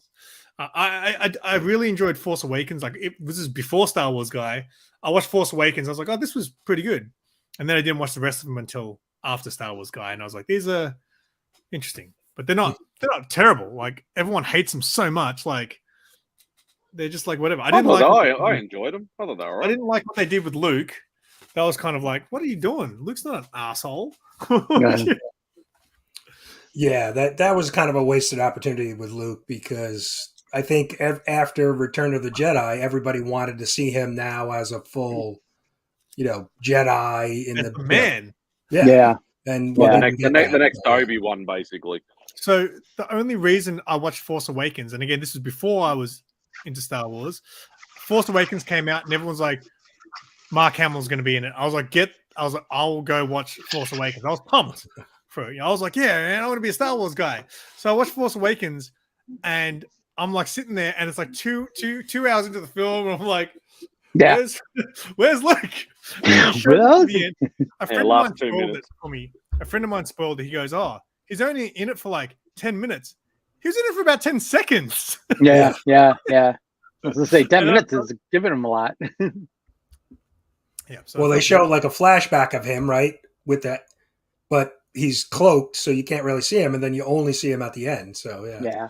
So Yep. I kind of wish. So obviously, Mando started my Star Wars craze, and I kind of wish I didn't know. So I knew he shows up at the end, and I wish I didn't know that because that would have been crazy.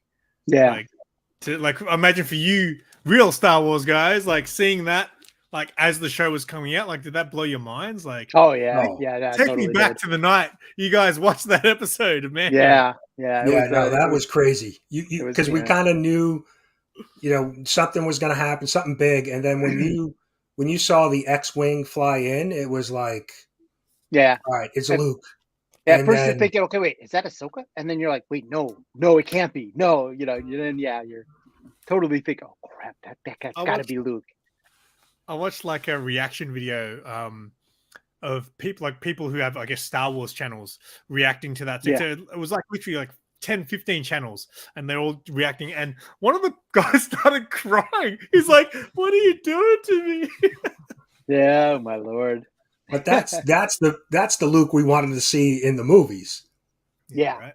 Yeah. That's what we wanted to see. At least that's what I wanted to see. Yeah. Yep, exactly. Stop flashing your fake copy. Oh, what are you talking about? This is the real. This is legit. Yeah, whatever you reckon. 1.8 candidate. Yeah. 9.8. Yep. Don't worry about that price. Yeah, I don't think they were $3.99 back in 1960. Yeah. Oh shit! What I do? No idea. Cool. That was easily one of the best Star Wars moments. Yes, it was. It was. Yeah, it was. Yeah. But yeah, I already knew it was going to happen, so I kind of, I wish I could have lived it like you guys did as a real Star Wars guy. Yeah. Hey, Brendan, Mate. the Snyder Cut guy. No, that's not Snyder Cut guy. Is that Snyder Cut? Oh, wrong one. That's a different Brendan. A different Brendan. Yeah.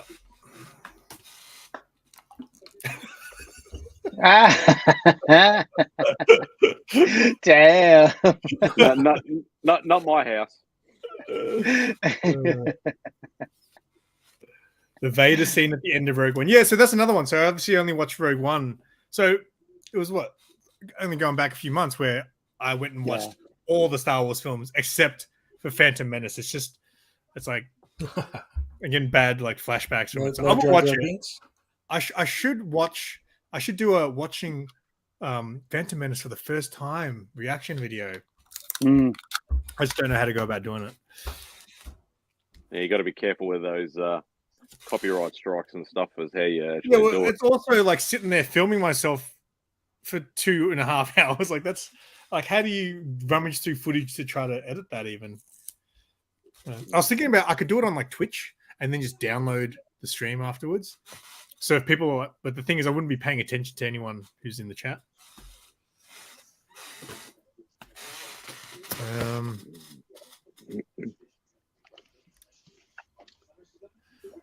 Is Black Friday sales a thing for comic books? So Mark is actually going to do a back catalog, back issue Friday. Yeah, he's going to call it Back Friday instead of Black.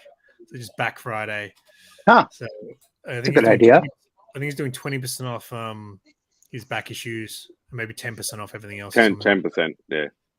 No, I think he said 20% off back issues. But like books off the shelf will be 10. Yeah. How big of an inventory does he have? I can never get a sense for not a massive one. Okay, small, yeah, 'cause in the videos shelf. it doesn't look like he has a big, So he's not. His store is focused on new release and trades. He's got like a cabinet of back issues, but like that doesn't get filled very often. So like pretty much it's being cleaned out of all the good stuff already. So, but he does have like some books that he sells through. Like one of his customers is a big collector, and he sells some of his big books through Mark. So get this: for the longest time, Mark had sitting in the cabinet for 150 AU the first Boba Fett. And at the time, I was sitting there like, oh, maybe I should buy that for my brother because my brother's a big Star Wars guy. I never did it, and then one day I became a Star Wars guy, and I was like, oh, I should buy that. And then next thing you know, Mark's like, oh no, he came and picked it up because I hadn't sold, and he sold it to someone in the US for I think it was $210. So he was selling it in Mark's shop for $150, and Mark gets a small cut of that. He ended up selling it for like 200 something US. But Mark is starting to sell his Aussie reprints. So there's a lot of those Australian books that came out, and they're worth a mint for foreign collectors and stuff. So Mark's finally starting to sell his ones, and I'm like, man, I asked you about that ages ago.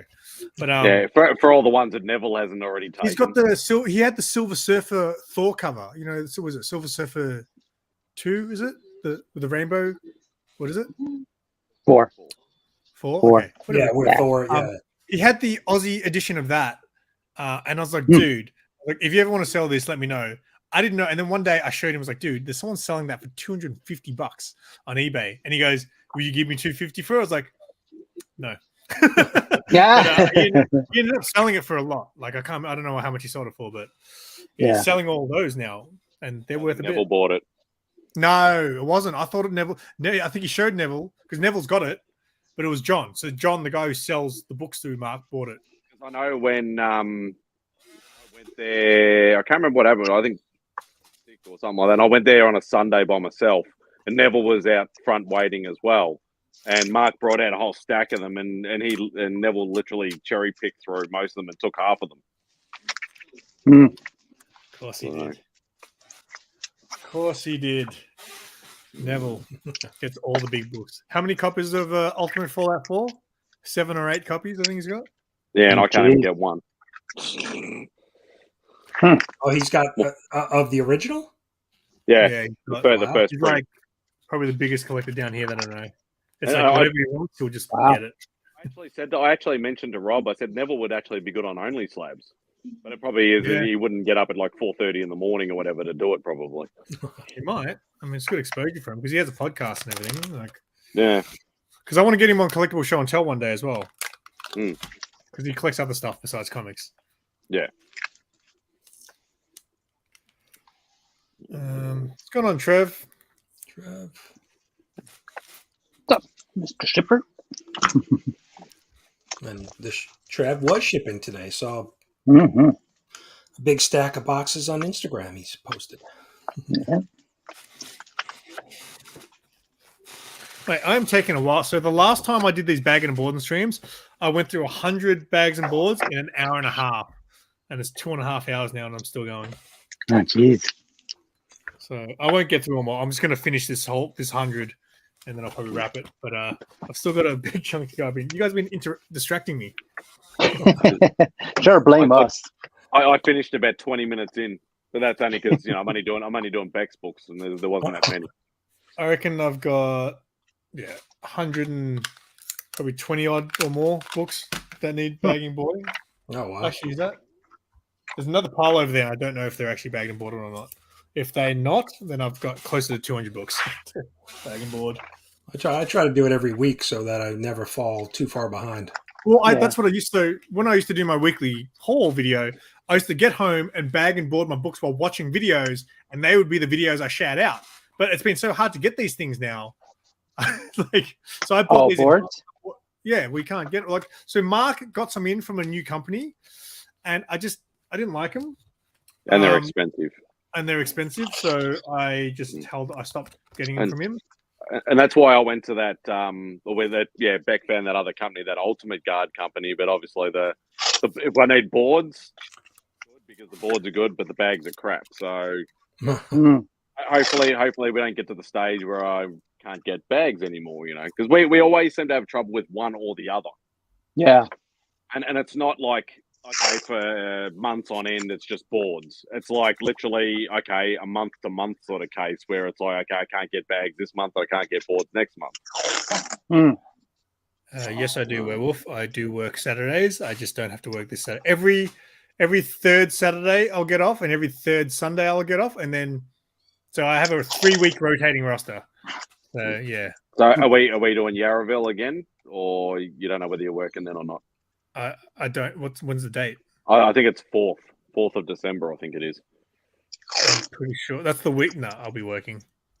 Mm. So that's the thing. Everything happens on the weekends, and I normally work. So it's like it's by luck and chance if I can go to these comic fairs on a weekend or show up on someone's live stream. And you notice they're doing a stupid Christmas edition of Oz Comic Con? Yeah, so you know what happened, right? So it was originally meant to be November 27th, and that week I should be rostered on to have a Sunday off. So I could go to it on Sunday. And then they pushed it forward. They changed the date recently too. They pushed it 2 weeks forward, and now I'll be working. Huh? No, it's way back. Now it's like 11th, 12th of December. Yeah, I know. So now I went from being on a weekend where I had Sunday off to the weekend where I'm working Saturday and Sunday. So I need to ask if I can swap a day because I would like to go and do a video. So your best mate. And see my best mate. Wait, who's my best mate? Tom Taylor. Oh yeah, see Tom Taylor, my best mate. Sorry, I forgot. Sorry, Tom, if you're watching. He was at a bookstore in the city the other week, but we didn't go. I ended up going. I didn't get a chance to go because I wanted to go catch up with John because it was him and John. Oh, that's right. Yeah, they're both there. Because I haven't seen John or Dave since before COVID. So I need to catch up with those two. Because I'd rather buy the book directly from him, and then he can just sign it on the spot, sort of thing. But yes, I would like to go to Comic-Con. It's going to be a weird one, man. It's just random that they've chosen to do a Comic-Con late in the year. Yeah, two weeks before Christmas. Yeah, I haven't really seen many people speak about it either. I emailed them to ask if I can get media passes, but they normally don't get back to you till like the week of the event. Yeah. But the problem with that is because then I've got like Yarraville and then Oz Comic Con. It's like, do I go big at one and not at the other, and then maybe miss out on? Yeah, I don't know. Mate, if you're going to go big at the comic fairs. The comic fairs, like the first comic fair we went to at Yarraville, that was the best because that was the first time I was like seeing books that I would never see. I was like, what? This is where all the good books are at these comic fairs. Like you go to the conventions and you might see the big books, but they're like, you know, way out of my price range type of books. But this was like just books that I'd see all these guys show on their streams regularly. And they were good prices. Like I bought that McFarlane Batman cover for $20. There was, and like, it was funny because Billy had really good books that first time. And then ever since then, I feel like he's getting less and less good books because they're all just getting cleaned up every time he puts on a show. No, I think the best luck I actually had was the last one where it was just where Beck and I took Sarah. You were working. I actually one of the best books that I'd picked up at that one. So, but there was a lot of people that came from interstate purely just for that little convention. So, but the thing is, if Oz Comic Con is going to have bloody Penny's arcade, thing from Canberra, if he comes down, then I need to save my money for him because he'll have like shit ton of books at really good prices, and he gives discounts too. Yeah, really good prices here suck compared to really good prices in the US, though. Yeah. That's like, he was in the chat earlier, like, because Comic Journey, commented on my thing. He goes, I'll keep an eye out for a copy of Daredevil 168 for you. And I'm like, yeah, but the problem is the good price over there, by the time you ship it over here, it's like 2.5 times the price for me. So it's not really a good price anymore. Well, it depends. Like, you see guys on Instagram, they'll like newbie comics, for example. He'll like be going like comic hunting and he'll find like a dollar bin and he'll have like 10 issues of this one key book. And it's like, what? How do you guys find that stuff? Yeah, we're a little, I mean, I probably have 6 or 7 comic book shops within 20 minutes of me. That's crazy. Yeah. That's pretty good. It's weird. 4. I got 4 within 5, but about probably within a 10-mile radius of me. Because there's a lot of guys I've seen in the US where they'll either have heaps of shops or they'll literally have one and they have to travel a long way to get to it. Because in here, when I first started collecting, when you go to the city, like in Melbourne City, there used to be 5 stores and now there's 2. Yeah. Well, Sydney's even worse because Sydney used to have like literally in the city, in the CBD and the like suburbs, they probably had something like 10 or 12 shops. Because I know Beck and I went up there about a decade ago and like hit every single one like within a weekend. And now like there's, I think something like 70% of them closed down during COVID. Yeah, well, So now there's hardly any at all. Apparently, they've only got one now. Yeah, it's only King's Comics in the city, and that's it. I asked Bueller on Old Wolf stream last night. I was like, "How many shops have you visited in America on your tour?" He reckons he's done about 350 plus stores since February. That's crazy. Yeah, that is nuts. And that's only a quarter of the country. Yeah. And the ones that he's missed. Mm-hmm. Yeah, I couldn't imagine if there was a database of comic book stores in America, like how long that list would actually be. Yeah, I'm sure. I mean, I guess it really depends on where you are, because we hear other stories of people who, don't have one. Like Trev just said, he's got one by him, and the next closest one is 150 miles. And I'm on Long Island in New York, and there's one like every 15, 20 miles. I can find a store. Yeah. That's why I love watching like shop tour videos. It's like my favorite. Like, because you get the shops that look like a comic shop, and then you get ones where it's literally just some rundown place, and in the back they've got some room with like random old, shop boxes. So, but what I can't stand, like, so when I first started collecting, obviously it's hard to go back issue hunting because A, you don't know what you're looking for, and B, you're just like, there is so much of it, right? Where do you start? Yeah. So when you go to some of those places, and I watch people in their shop tour videos, they'll pick a box and they'll go through it, and you'll be like, man, there is no order to that box whatsoever. That it makes you not want to, unless you've got the time. You're normally not going to bother, Yeah.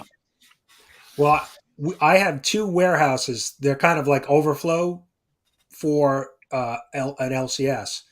And one is they're 50-cent books. Every book's 50 cents, but they're unsorted. So I'll go in there and I'll spend like an hour and I can dig through, 4 or 5 boxes and I'll find some stuff. But he's probably got 100 long boxes. Yeah. And it would take me weeks to go through everyone. So every time I go in there, I try to hit a different, section of boxes. Yeah. But then there's another warehouse that is dollar books, but he doesn't have them totally sorted, but he has them sorted alphabetically. So, if you're looking for Amazing Spider-Man, you go to the A box.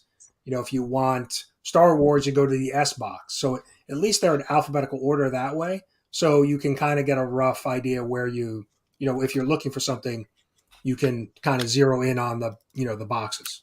Yeah. I was going to say, if you go into that unsorted one, just grab like a little marker pen and like you just do like a little dot or something on the box, so yeah, it's a good idea. Yeah, good idea. Yeah, because they're constantly bringing in new stuff, and he tries to put like any new boxes like in a certain area and kind of shift everything down. But yeah, that's probably a good idea to mark it because, you can just spend an endless amount of time just digging. Yeah. There's an antique store down here. I've shown it in a couple of my videos called Chapel Street Bazaar, and like everything's locked up.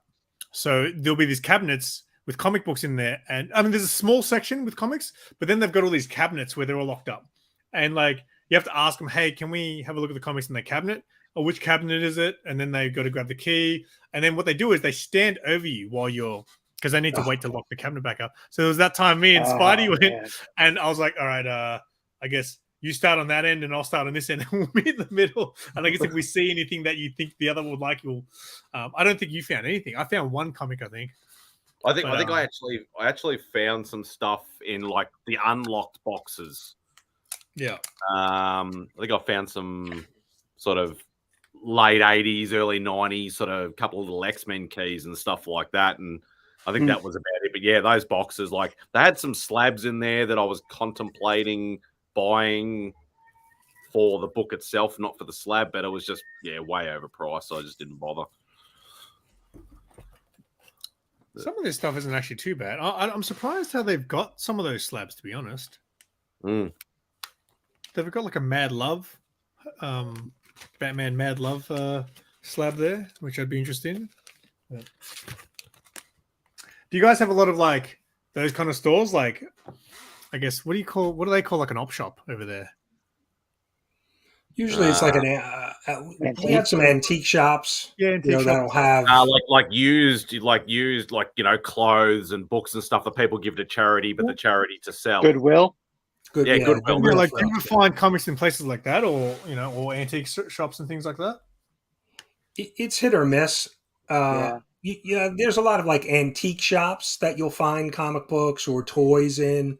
There's a lot of like, at least by me, there's consignment shops. So somebody will rent out a store and then they subdivide like a little section for a bunch of different vendors. And so you'll find a mix of stuff. I've seen, comics, toys, models, like, build a model, those type of things. Like you'll find all kinds of different stuff, but often they don't have a big section. They may have 2 or 3 long boxes of comics, like each little vendor. So, because I feel like that would be the place where you can find gold as far as like getting something big for like a cheap price. Because I feel like a lot of those places you're just gonna have like families who are just gonna dump stuff off. Oh, this used to be my kids, or this was whoever who passed away. I just need them out of my life. And then because I remember I think it might have been like an op shop type of place that Lee found like a Detective Comics 880, with the Joker cover with all the bats. Yeah. Jack. He found one of those for $5. Wow. Yeah. Yeah, I've run into. I found like a Transformers #1 for like $3. It's like a $40-$50 book. Even in the summertime, we'll have garage sales, yard sales, flea markets, those type of things. You can sometimes find. I've actually bought 2 collections from somebody at a yard sale. Ended up buying the whole collection, and I found in one of the boxes was Clone Wars #1. Wow! So I paid like $1 for that book. Wow! And got it graded. It was a 9.6, and I ended up selling it. I'm gonna go, guys. So, see you, mate. I will see you around during the weekend, most likely. All right, mate. See you later, sir. Okay. Peace. I haven't been to Hunted and Collectibles in Bayswater. I do want to go there, though. I know they do have some comics and stuff there, but I don't go to too many flea marketplaces around here. Yeah, the problem is just having the time to go do that.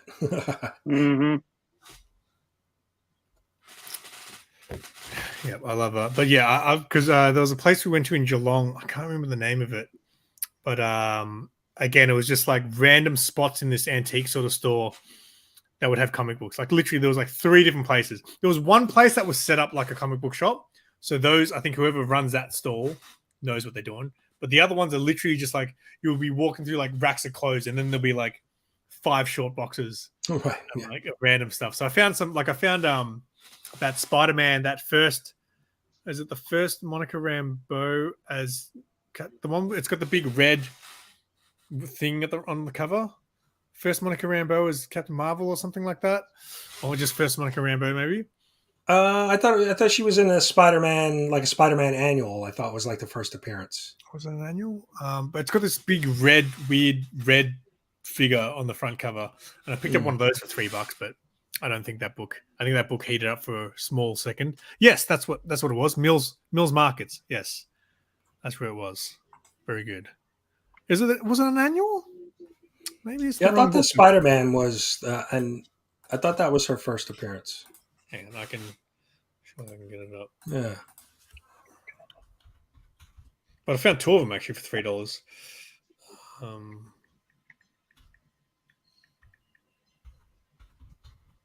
don't know how to spell Rambeau.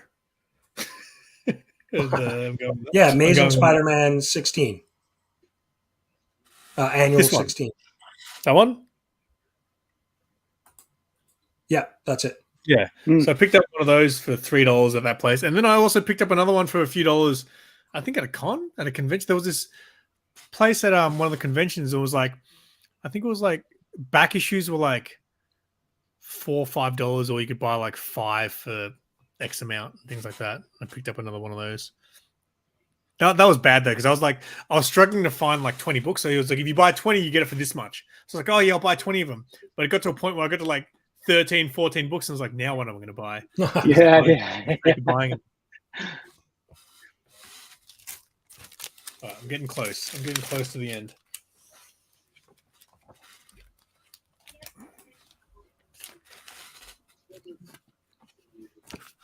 So that's it. When you get to the end, the stream's over.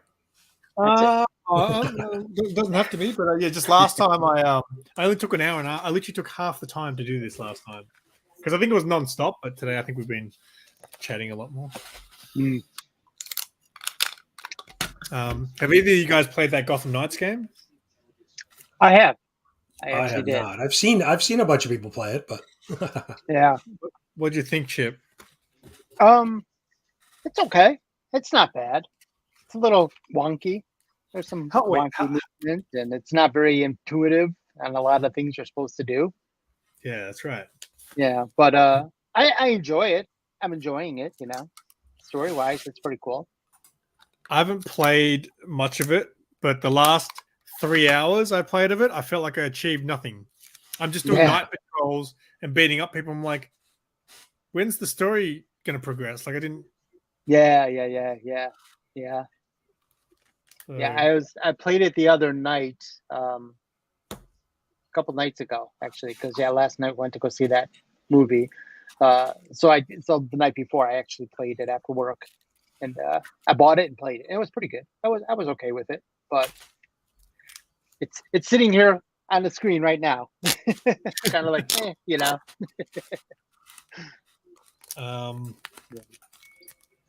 So Chip, you went to Black Panther last night? I did go see it last night. Yeah, I went this afternoon. So yeah, I thought it was well done. I mean, it's definitely it's a little bit of a slow story, I thought. Yeah, because there's like they're explaining things, and there's the the history of the new characters that they're bringing in, and so I think people are going to react to it being too slow. But I thought it was a nice tribute to Chadwick. Yeah, no, I think they did a great job with that. It definitely leaned heavily into that side of it, but I didn't go into it thinking it was going to be an action adventure type of movie. Yeah, it's definitely not.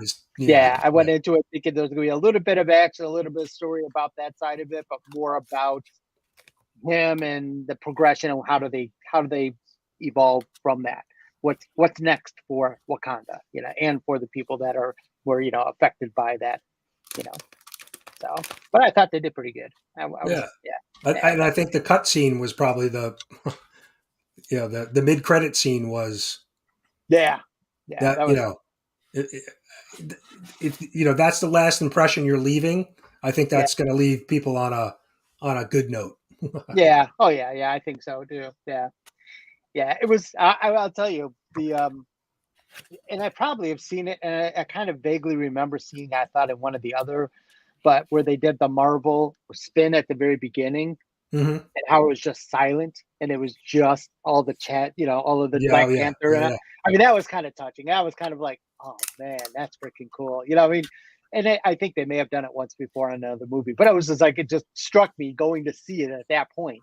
Yeah, I'm trying to think. I think they may have done it maybe for Stan Lee, maybe. I think so, yeah. Oh, maybe that's where I've seen it. Maybe it was someone else that they did it, but it was a very touching moment. I was just like, oh man, that's and then they open right into right. Oh yeah. Then I was like, all right, this is cool. So, but yeah, I if you're looking for an action adventure, beat 'em up and this isn't the movie for you. It's not Civil War or no, it isn't. Not a chance. Not a chance. Game. Yeah. It's No, it definitely isn't.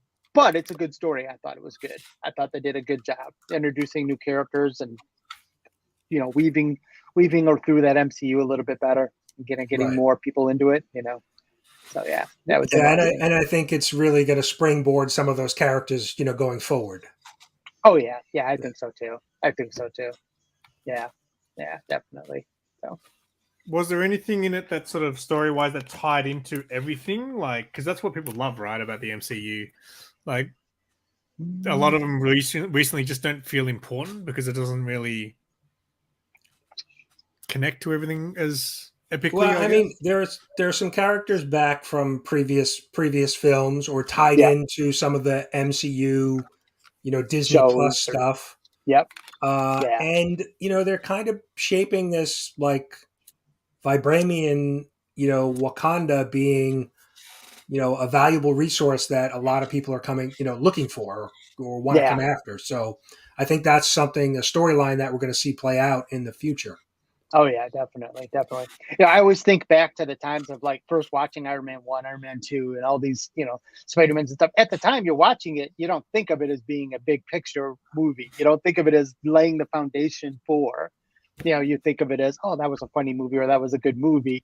And now you've kind of gotten to the point where it's like back in hindsight, you're like, oh, I remember. Yeah, that's right. This all kind of ties together. And this is where it ended was at this, point in the series. And now they're kind of rolling to the next phase. And I think they're starting to do that foundation work again as well. Right. A lot of that seems to be being laid down from the Loki, from the, I don't know if you've seen it, but they had the quantum realm thing going, I forgot what the hell it was called. The Ant-Man. Ant-Man, Quantum. Yeah. Quantumania. Yeah. So they had that intro and they talk, and because the first time I had seen it, I was just like, oh, cool. And of course they got, King in and all that. It's like, oh, okay, this is awesome. It's kind of tying some of that, Yeah, that looks good. Tying it all together. So, I mean, I think, eventually it's all going to start building up to something bigger. Hopefully. Yeah. I think they're doing the same thing they did with, Avengers Endgame, right? They're building the blocks and then there's going to be some big, big event. Yeah, exactly. Yeah, there will be a big event. There'll be a big baddie that they have to go after and, Galactus or something crazy. And they'll have to, there'll definitely be something going on. Galactus. What's that? How are you going to beat Galactus? I know exactly. Yeah. It's exactly. How would you beat him? That'd be impossible. We have a Hulk. So. Yeah, there you go. And his son now. Yeah, and a son. Yeah, a smart Hulk and a son, Professor Hulk or whatever his name is. Yeah. And a She-Hulk. All right. Yeah. What do you guys think of She-Hulk? It was okay. It was definitely different than any other show. The breaking the fourth wall and trying to be, it was more like a drama that had superheroes in it. Yeah. Yeah. So, I could see why some people would say they didn't care for it because they're expecting. I think the same thing they're expecting probably with Black Panther 2 is just nonstop action. A very fast-paced movie, and that series wasn't that. So yeah, I'll be honest with you. I mean, I watched the show and I wasn't overly I watched it. I wasn't invested in it when I'm watching it. My wife was probably more invested in it than I was just watching it because it was more of a drama type show, and that's the lawyers and this and that and whatever, just kind of. But when I seen that last episode, I mean, that was to me, I thought that was awesome. I really liked it because I thought it was cool that the fact that they were just totally everybody knows what they wanted out of it, and they're kind of like, yeah, we're not giving that to you. Right. We understand what you want, but you know what? We're just gonna give you what the hell we want, and we're just gonna make fun of you guys, and we're just gonna we'll give you the total opposite, and give we're you gonna the poke total fun opposite, at you. and we're gonna make poke fun at you. Yeah, exactly. And I was loving that moment that they actually thought enough to do that type of thing in a big.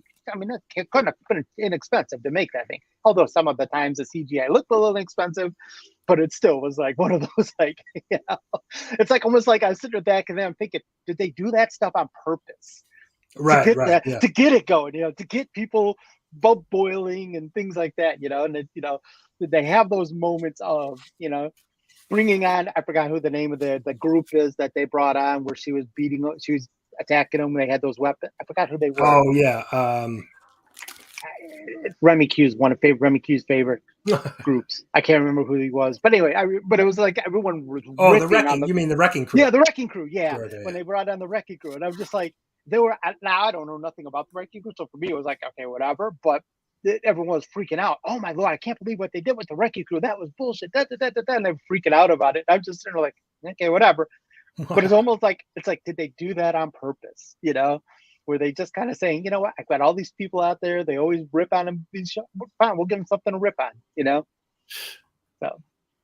Yeah, no, it was. Yeah. I mean, I'm regardless of the show. I mean, all of the MCU shows have been on Disney Plus, and even Star Wars, like Book of Boba Fett. Everybody, there were a lot of people that didn't care for it. Yeah, I was entertained. Yeah. There's certain things that weren't done very well. There's some things and other things that were. I can't.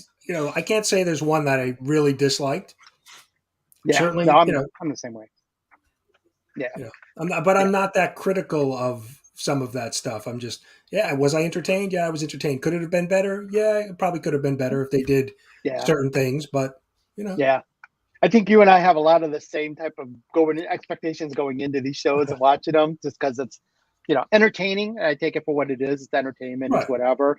And I don't worry about, oh, they're taking it out of context and this movie doesn't work anything like the comic character does. And for me, it's entertainment. It's like, yeah, whatever, Right. It's that's why the MCUs were there and comics are on the other side, and they're totally different worlds, So. Yeah, I mean, the films have to be a little bit more generalized for your average audience who doesn't read comics all the time. So. Yeah, exactly. That is true. Yeah, definitely. So yeah, you definitely, because my wife she'd care less about all the intricacies of these characters within comics. Right. But when she's actually watching a show and she understands who Jane Foster is and who this person is, and she kind of puts the pieces together and she understands it based on the big story, and how they kind of tie it all together. So, although Love and Thunder was pretty bad, I will tell you that. I wasn't happy with that. That was a bad one. Yeah, that was probably that was a rough one. That was a rough one. That I will say.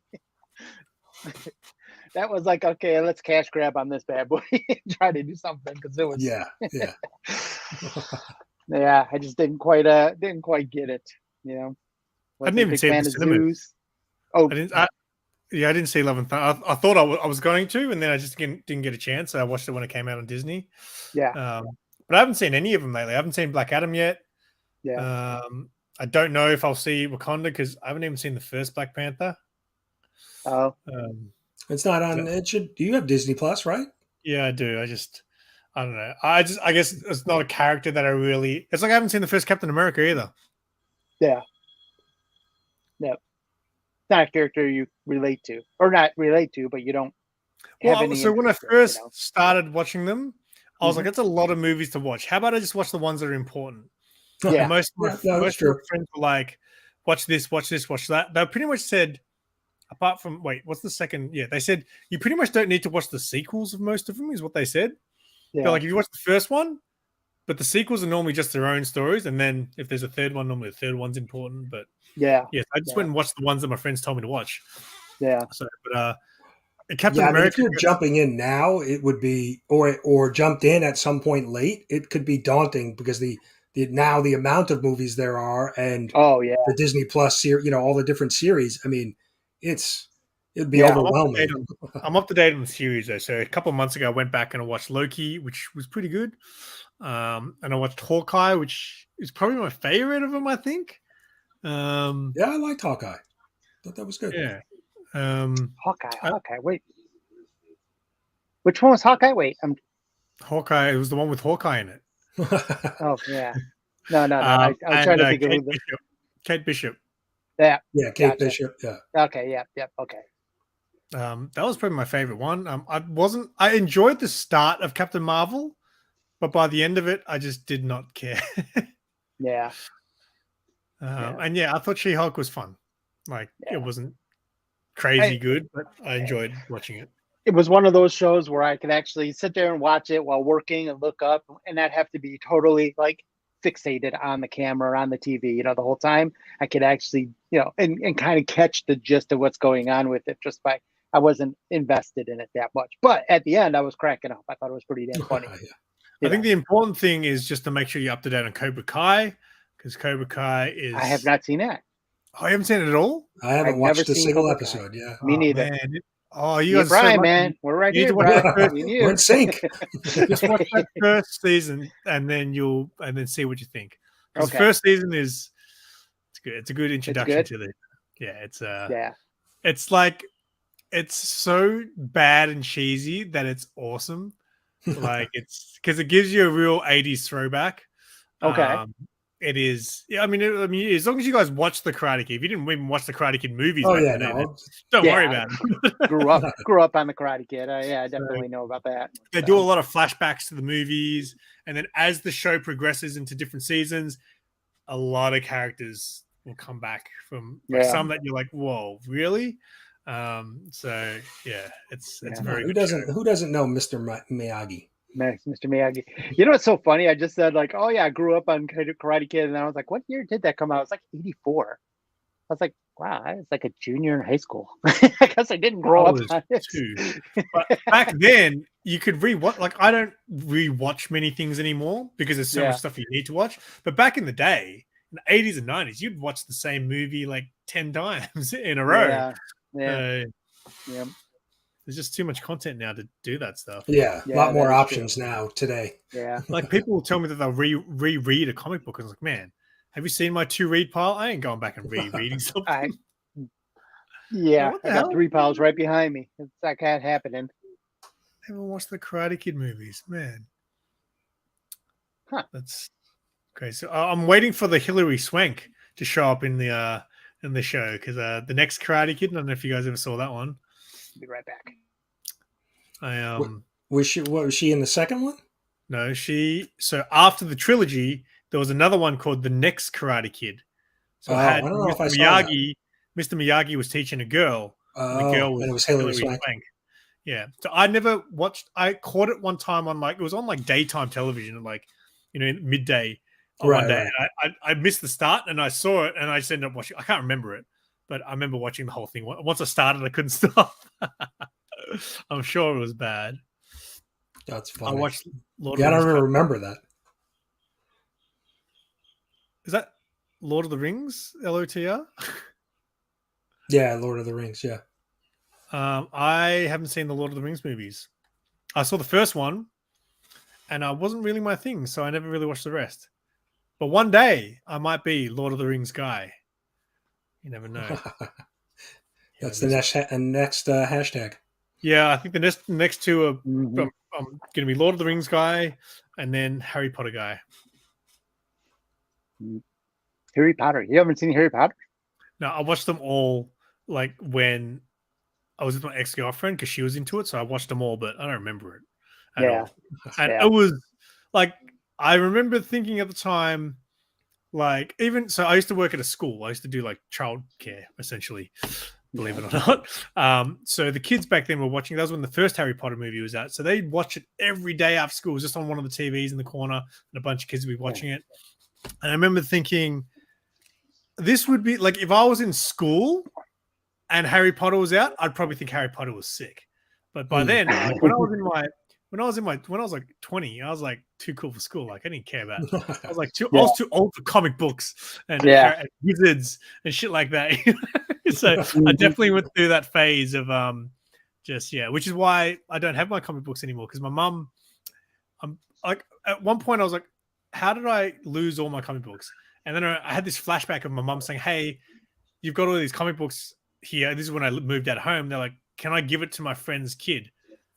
And I think I was hesitant because I do like to hold on to things, but I was like, I guess I'm not doing anything with them. So go ahead. I'll probably never be into comic books again. I do have a small stash. Like, so when they moved out home, when they sold that house, they found like a little box. It was like a shoebox full of comic books. And that's all I got from my old collection. But I was a big Spider-Man fan back when I was younger. You got to hunt that kid down and get those books back. Exactly. Oh, right? Yeah. Probably like living the good life now after selling off all my Sonic the Hedgehog collection and stuff. All right, I might end the stream. It's hit 3 hours. I don't think anyone's really No watching problem. the rewind. But, My battery's about to die on my laptop, so I was just I went getting ready to through- go on my computer, and I'm like, I went through 100 bags and I had one board left over. So someone messed up somewhere. I don't know which way it was. Was it But, 99 bags or yeah, exactly. exactly. 101 boards? Yep, exactly. It's a big question. All right. Well, anyone still watching? Hello, Chaos. Appreciate you guys hanging out in the chat, and hopefully it wasn't too boring. I had these guys on, so it's good. And thank you guys for joining. No Yeah. problem. Yeah, it's Yeah. great. That's it for this one. Hopefully it gets my hours up. Yeah. Remember, everyone else, if you still want more Simple Simon, now is the time to have a Simple Simon watch party because I'm itching so close to that 4,000 hours. So There you go. check out my playlist tab. Yeah. All right. End stream now.